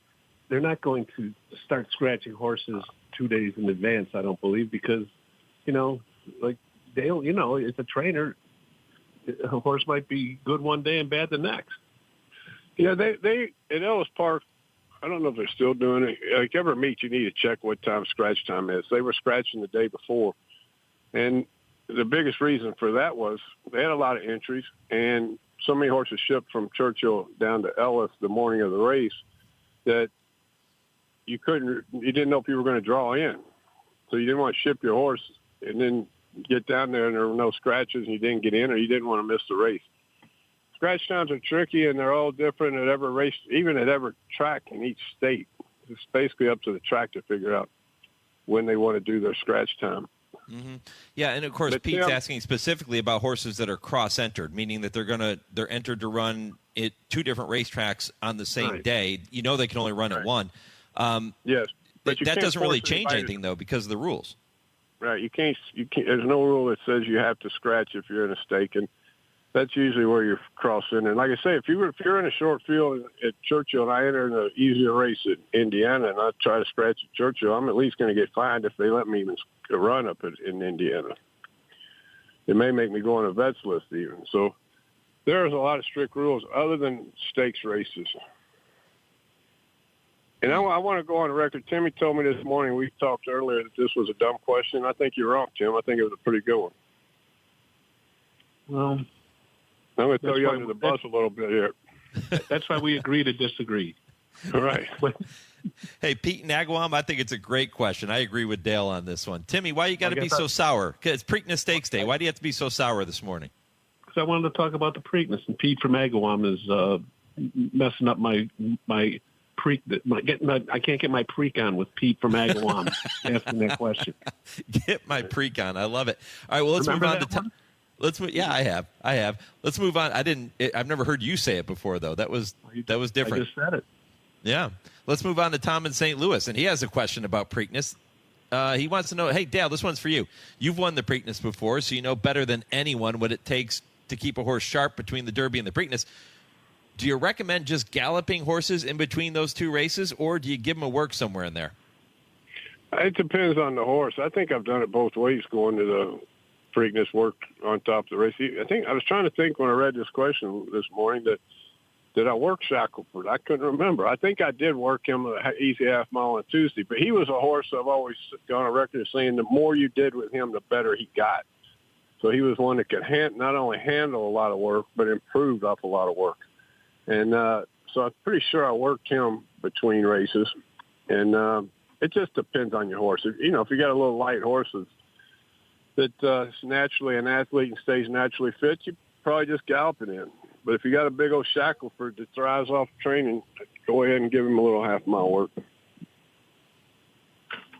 Tim, just for you, Tom has a second Preakness-related question. He wants to know, are the turns at Pimlico really as tight as we often hear, or is that more of a myth? It's I don't know. For as long as I can remember, everyone was saying, well, you go to Pimlico, the turns are tighter. I think it's more of a myth. I think, but they're both mile tracks, and Pimlico is narrower than Churchill, and that might create an optical of it being a tighter turn, but that doesn't necessarily mean it's true. It's not like, it's not like they're taking pinwheel turns at Pimlico. I mean, the turns are. I think the turns. I mean, Dale, you can correct me if I'm wrong. I mean, you run horses at both places. I mean, I think the turns are essentially the same size. Well, you usually are wrong, but I don't think you are here. It, if they were a lot tighter, wouldn't the stretch be longer? Just have to be, because you'd have less turn and more straightaway. But I think it's more myth. But I mean, we could find out. We got to do a little research here, Tim, and figure out, because they can tell you. There's somebody around can tell you exactly how tight the turns are. Maybe you and me should walk the track tomorrow. Yeah, I know one thing. Tammy loves that racetrack. She loves the surface. When she gallops up there for me and has breezed some horses over it, she says it's a really good surface. But if when you talk about the stretch being longer at Churchill, but what does that have to do with the turns more or less being tighter? Because it's more hot dog shaped. If a turn, it's more like a circle when the turns are more are bigger. Yeah, maybe, but I just don't see the difference, and I could be wrong, but I think I've got something here. I've never run one there that I was worried about the turns. Let's say that. Okay. We should probably, this would probably be a better question with a jockey if we had a jockey with us, right? Because you would think a jockey would be able to tell you exactly what the difference is in the turns. Yeah, we should have patched Tammy. I was talking to Jerry Bailey this morning. I should have asked him. Yep. Well, we could have patched Tammy, and she would have told us. She's always got an opinion. And I was talking to Tammy as well. I should have asked her. Yep. Well, I guess I didn't do my research enough. Sorry, fellas.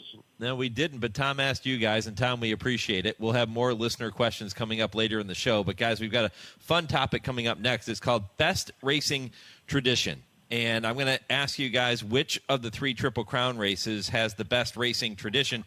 But the first one, I kind of went off script a little bit. The colors of the Preakness winner being painted on the jockey at the top of the infield cupola, or do you like the idea of the colors of the Travers winner? We'll call it the 4th major, if you will. The colors of the Travers winner being painted on the canoe in the infield pond at Saratoga. Tim, which one's the best racing tradition of those two?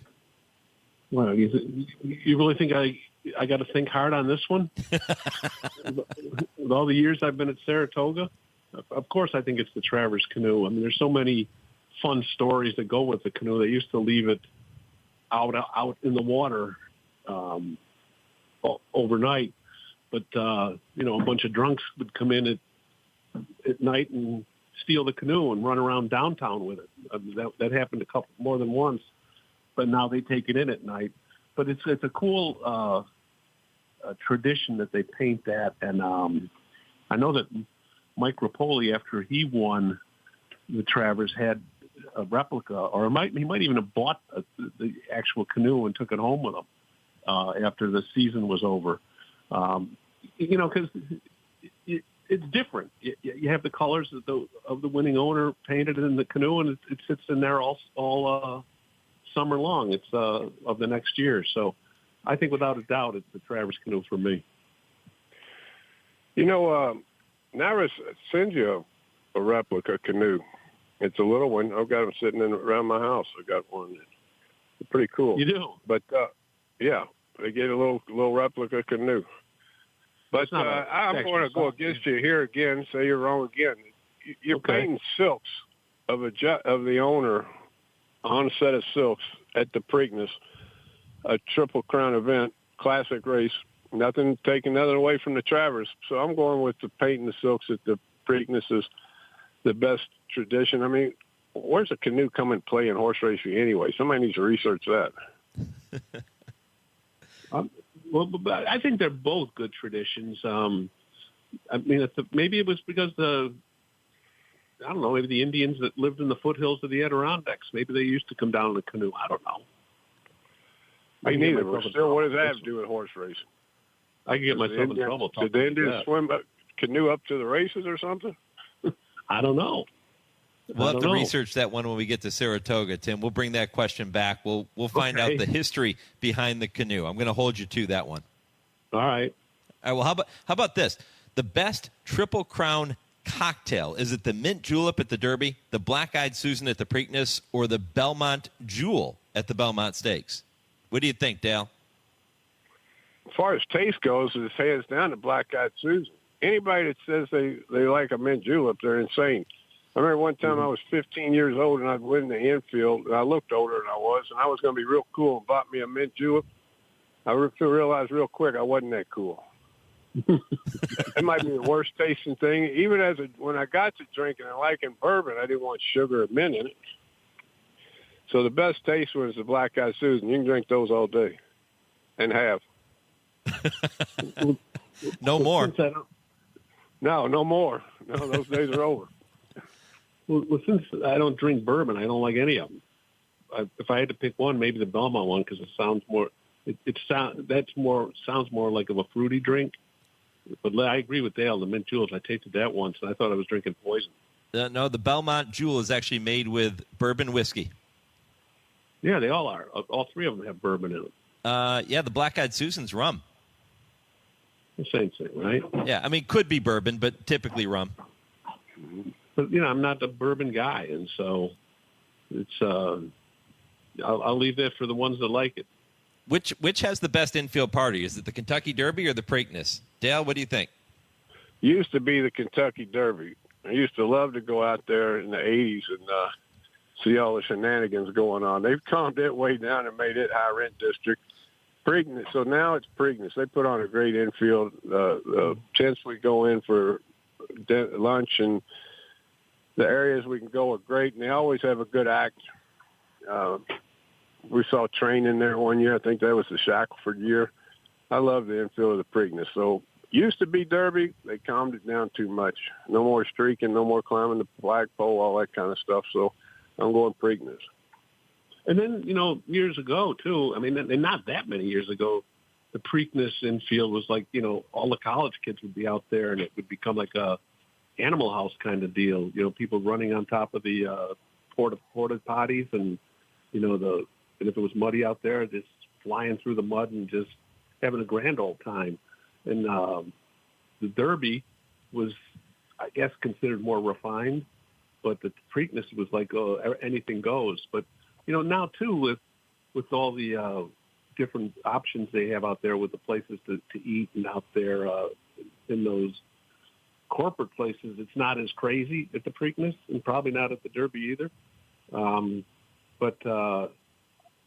Yeah, I guess I would give the Preakness a slight edge. I've been out there, doing stories and things in the past. Never was at the Derby infield. I was always just on the other side. But well, let me correct you. It was never more refined back in the 80s. They ran the gauntlet up on the porta potties in the infield of Derby, and everybody threw full beer cans at the guy running across trying to knock him off. It was a crazy, fun atmosphere for a teenager in the 80s. I remember they did that at Preakness, too, and then Preakness tried to get smart and say, okay, we'll separate the porta potties and give you a gap in between so you can't run across all of them. And then people started to try to jump the gap, and that didn't work out too well either. No, I tell you, one thing I thought was the funniest thing I ever saw at Preakness was these kids had grocery carts, and they were bringing everybody's stuff in to get set up in the Preakness and getting tips. I don't know where they got their grocery carts. These kids, there's a bunch of them out there. And then when we were leaving that evening, they were pushing people, the drunks, in the grocery carts out and getting tips. They took the beer in and the drunks out. There was the kids, the party kids, they would, bring all their own beer in and stuff like that. And wild stories. Okay, one more. How about the best song played prior to the post parade of each Triple Crown race? Is it My Old Kentucky Home? Is it Maryland, My Maryland? Or New York, New York? Timmy, what do you think? Well, I should say New York, New York, because I'm a New Yorker. But, if you can't get a little choked up when they play My Old Kentucky Home, I think there's something wrong with you. I think I would go with that one. Do I really have to answer? I know the answer, Dale. Next question. Of course. Move on. Old Kentucky Home is one of the greatest songs ever written. So, Stephen Foster. Yeah, I agree. I think there's something special about New York. If there's a chance for a Triple Crown and, the excitement and all of those types of things, New York's pretty special. But, man, there's something about my old Kentucky Home that's just bring a tear to your eye. And every jockey, every trainer, every owner will tell you the same thing. And there's few songs like that in sports or anything that move you like that. And, Dale, I agree with you 100%. The best version made out there is John Prine. Anybody wants to listen to Mo Kentucky, tell them listen to John Prine. What's the song they play at the Haskell? You guys know? No idea. Yeah, wait a minute. Born to Run. There you go. Yep. Springsteen, Jersey guy. That's not a very old tradition then. Well, it is for Jersey people. He's from Jersey. Yeah. He's their favorite song. I know, but it's not very old. That song is only, 40 years old at most. Well, it's old enough. Mm-hmm.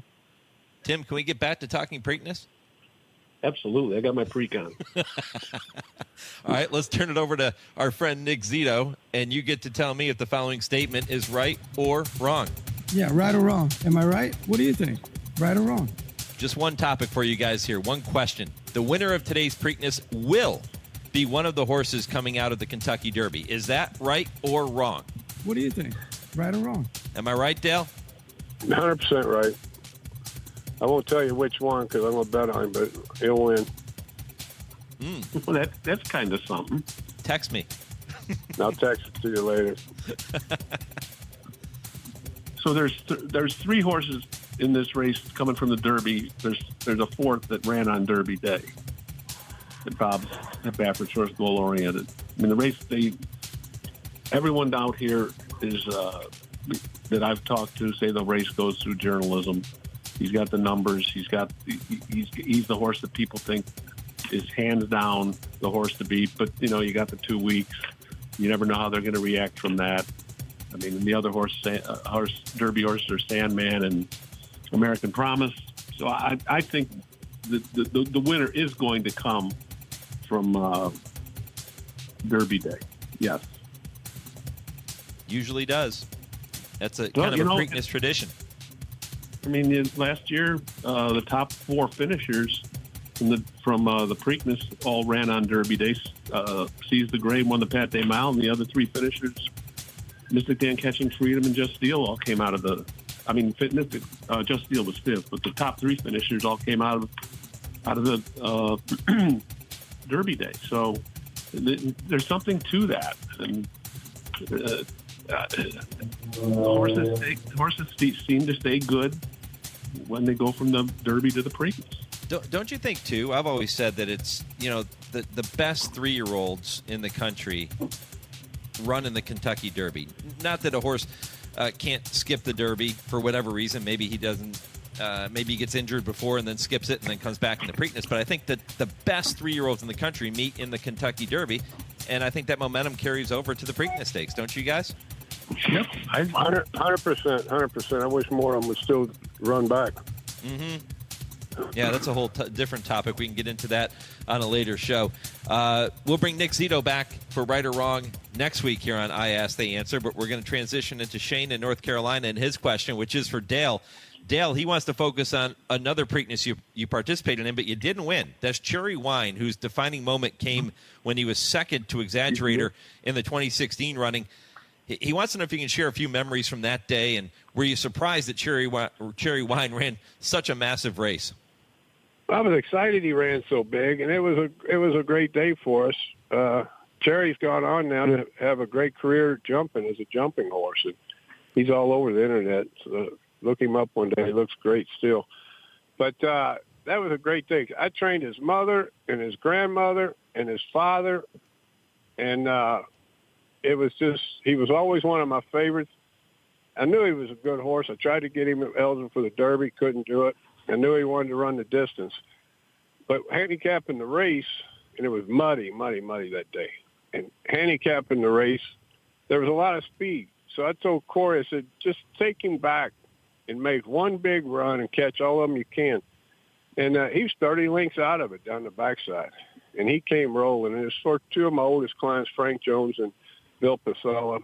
And we felt like we won the race when we got up for second. I was very happy with that second. There were, I've been second in it 3 times. I was happy about it twice, once not so happy. But it was that was a good day. Love that horse, and I'm glad he went on to have a great career after training. Which was the race you weren't happy about? First Dude. I thought he was going to win. And he almost did. Looking at lucky, got him right on the wire. And I hadn't won a Preakness yet. So that was going to be a big deal. That was depressing. The other 2 ran second. They was pretty good. But you had Everfast too, right? Everfast, yeah, and Cherry Wine. I mean, Everfast, that was a lot of people were surprised by that. Were you? Yeah, that one surprised me more than Cherry Wine did. I mean, I wouldn't have been in there if I didn't think he could pick up some pieces, but I was real happy with his race. Yeah, he ran great. Yeah, he ran a big race. Yep, that's why you enter him in the race. You never know. Shane in North Carolina, appreciate the question, as we do each and every week. All right, guys, one more topic before we get to our West Point of the week. And I thought it would be fun, with this being the 150th renewal of the Preakness and the last one that is going to be run at Pimlico as we now know it, to rank your top 5 greatest Preakness stakes. And we can put them in order. You can just tell me your top 5. It doesn't really matter. But what memories, Tim, stand out to you when you think about the top 5 greatest Preakness stakes of all time? Well, the first 4 I was at. So number 5 is Secretariat. Obviously, has the record for the fastest Preakness. That's my 5th one. I wasn't there to see it, so I'm going to put that at 5. Funny Side, the New York bred from my area, won by 9 3/4 lengths in 2003. Number 4, 3 Justify in the Fog in 2018 on his way to the Triple Crown. Number 2, American Pharaoh on his way to the Triple Crown, won by 7 in the Slop in 2015. And then my number 1 memory is Rachel Alexander, the filly, winning by a length over the fast-closing Derby winner, Mind That Bird, when Rachel was ridden by Calvin Burrell, who got off the Derby to ride Rachel. I thought that was my most favorite Preakness memory. Good list. All right, my list is, these are all modern time horses. I'm sure we're leaving a lot of them out, but these are races that I actually saw. Number 5, Smarty Jones, big win in the Preakness. It set up as about as much anticipated run at Triple Crown in my lifetime, even though he didn't get that. He was such a beloved horse. Number 4, Fleet Alex, almost falling at the head of the lane and getting up to go ahead and win the race. When he got clipped heels at the 3/16 goal, I thought that was a spectacular performance. Number 3, Easy Goer, Sunday Silence.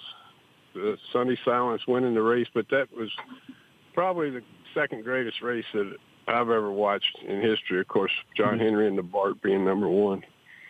And if you ask Pat Day, he'll tell you if he had one redo in life, it would be to re-ride that race. I don't know what he thought he did wrong, but one day we were sitting watching replays together, and we watched it, and he said he thought he got outrode that day by Pat Venezuela. That was a great race. Number 2, Shackelford's win. That's my number 2 greatest experience at the Preakness. Wow. Number 1 experience ever at the Preakness was the same Preakness when Shackelford won. The night at the bar at the hotel we were all staying, the last 2 people in the bar, me and Sam the Bugler.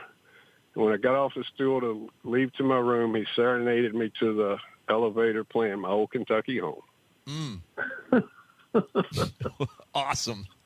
I said, that's my greatest Preakness experience. I don't know if Walter staggered, but he was right behind me with his bugle out playing My Old Kentucky Home at 3 o'clock in the morning, 2 o'clock in the morning, whatever it was. I probably woke everybody in the hotel up. And you didn't care? Didn't care. I didn't want the night to end. Yeah, fantastic stories. And appreciate all of our listeners for submitting those questions on the show this morning, whether Tim liked them all or not. It's okay. We appreciate them. Keep them coming. Mike at horseracingradio.net. And we'll continue to get them worked into the show and tick Tim off every chance that we get. Please do. Timmy, how about this? Our West Point of the week. I'm going to come to you first. I want to remind our listeners, though, that owning a racehorse with West Point Thoroughbreds means that you are in the care of complete professionals who guide you throughout your ownership journey. You'll get instant access to the highest levels of racing, world-class trainers, jockeys, racetracks, and, of course, your horse. West Point Thoroughbreds, the gold standard in racing partnerships. Tim, what do you got for us this week? Well, it's a little melancholy up here. It's this is the last Preakness at the old Pimlico, because after this they're going to tear, at least they're scheduled to tear this old barn down. But, it's time, but there's so many memories that people have of the old place, and it just won't be the same. I know you have to change with the times, but I'm going to miss the old Pimlico. I just hope they keep the stakes barn where it is, because that's one of the coolest things in racing, where they have all the trainers of the Preakness horses in the same stakes barn. I pray to God that they keep it. Timmy, you stole my West Point of the week, but I'm going to stick with mine anyway. I've got 2 horses on the undercard today in smaller races, and I was considering staying home because I got a lot going on at Churchill. And I said, I can't miss the last Preakness at the old Pimlico. Even though it's dilapidated, it's still one of my favorite grandstands. It's old school. It goes me back to my childhood, and I've got so many good memories, personal and professional. At this racetrack, I wasn't going to miss it. I'm flying up. Yeah. It's awesome a great stuff, place. guys. Awesome stuff. Dale, enjoy the day. Good luck with those runners in the stakes. Coppola, keep it easy. Let's go get a couple of stakes wins. And Tim, have fun at the windows and enjoy the day, my friend. I know you'll be busy. I will. You as well. Tim, I'll see you. Talk to you later. See you up here. All right, if you have a topic you would like to hear Dale and Tim discuss, email those to us, Mike@horseracingradio.net. We'll get them worked into the show. You can also post them on our social media pages. I Ask the Answer is presented every week by the University of Louisville Equine Industry Program and the College of Business. I'm back with the answer to this week's impossible trivia question next on the Equine Forum on the Horse Racing Radio Network, where racing comes to talk. In the heat of competition, every breath matters. Flair Equine nasal strips are clinically proven to reduce airway resistance. By protecting their lungs, you can reduce the risk of EIPH, quicken recovery, and optimize performance. Make a difference in every race and every stride with the product backed by science and trusted by top trainers. Trust Flair for every horse, every breath. Learn the science at flairstrips.com. That's flairstrips.com. People do some pretty cool things in their 40s and 50s. Why should saving for retirement be any different? I mean, they go back to college, learn new instruments, start skateboarding. Whoa! Okay, maybe that one's not for everybody, but saving for retirement is. With aceyourretirement.org, you can get on track with your retirement savings no matter your age. Just have a 3-minute chat with Avo, the friendly digital retirement coach from AARP. You'll get personalized recommendations based on your input that are easy to understand and work with your lifestyle. It's quick, easy, and free. Plus, it's sponsored by AARP, so you know they got your back. Woo-hoo. Gnarly move, Dad. Thanks, sweetie. So wherever you are in your retirement savings journey, head to aceyourretirement.org and start chatting with Avo today. That's aceyourretirement.org. A message from AARP and the Ad Council. Check out the all-new horseracing.radio.net. All the same great horse racing radio content in a new, easy-to-use design. Listen to all of our shows streaming live or access the replays anytime. See our schedule, sign up for our newsletter, download our latest podcasts, and so much more. It's all on our website at horseracing.radio.net. That's horseracing.radio.net. You're listening to the Equine Forum on HRRN, presented by TwinSpires. Well, if you're gearing up for this afternoon's 150th Preakness Stakes, and the same will be true for the Belmont, you can stay up to date on the latest stories with the free Blood Horse Daily app and email. Blood Horse Daily is the most widely read industry newsletter or app, including racing, breeding, and sales news. You can go to bloodhorse.com/daily to sign up for your free account, or look for Blood Horse Daily in the app and Play Store. Time to check in with Lee Delapina for the answer to this week's impossible trivia question. Lee? Thank you, Mike. In what year did the Preakness Stakes have 2 officially recognized winners? And who were those winners? Well, that was in 1918. Because 26 horses entered the race, the Preakness was run in 2 separate divisions, and the winners were War Cloud and Jack Hare Jr. Did you get it right? Good for you if you did. Tune in next week for another impossible trivia question here on the Equine Forum. My thanks to all of our guests for making this Preakness edition of the show possible, including Kevin Kilroy with the TwinSpires Triple Play, Kurt Becker with that great Stroll Through Racing History, and Dale and Tim with I Ask, They Answer in the previous segment. You also got a chance to hear from the voice of Maryland Racing, Dave Rodman, looking back on so many incredible memories in his calling career at Old Hilltop. Enjoy the Preakness, everyone. Should be a lot of fun. My thanks to my producer, Lee Delapina, in our Lexington studios, to Chauncey for handling all of our social media. I'm Mike Penna. Thanks for listening to this edition of the Equine Forum, presented by TwinSpires right here on HRRN. Go Steelers.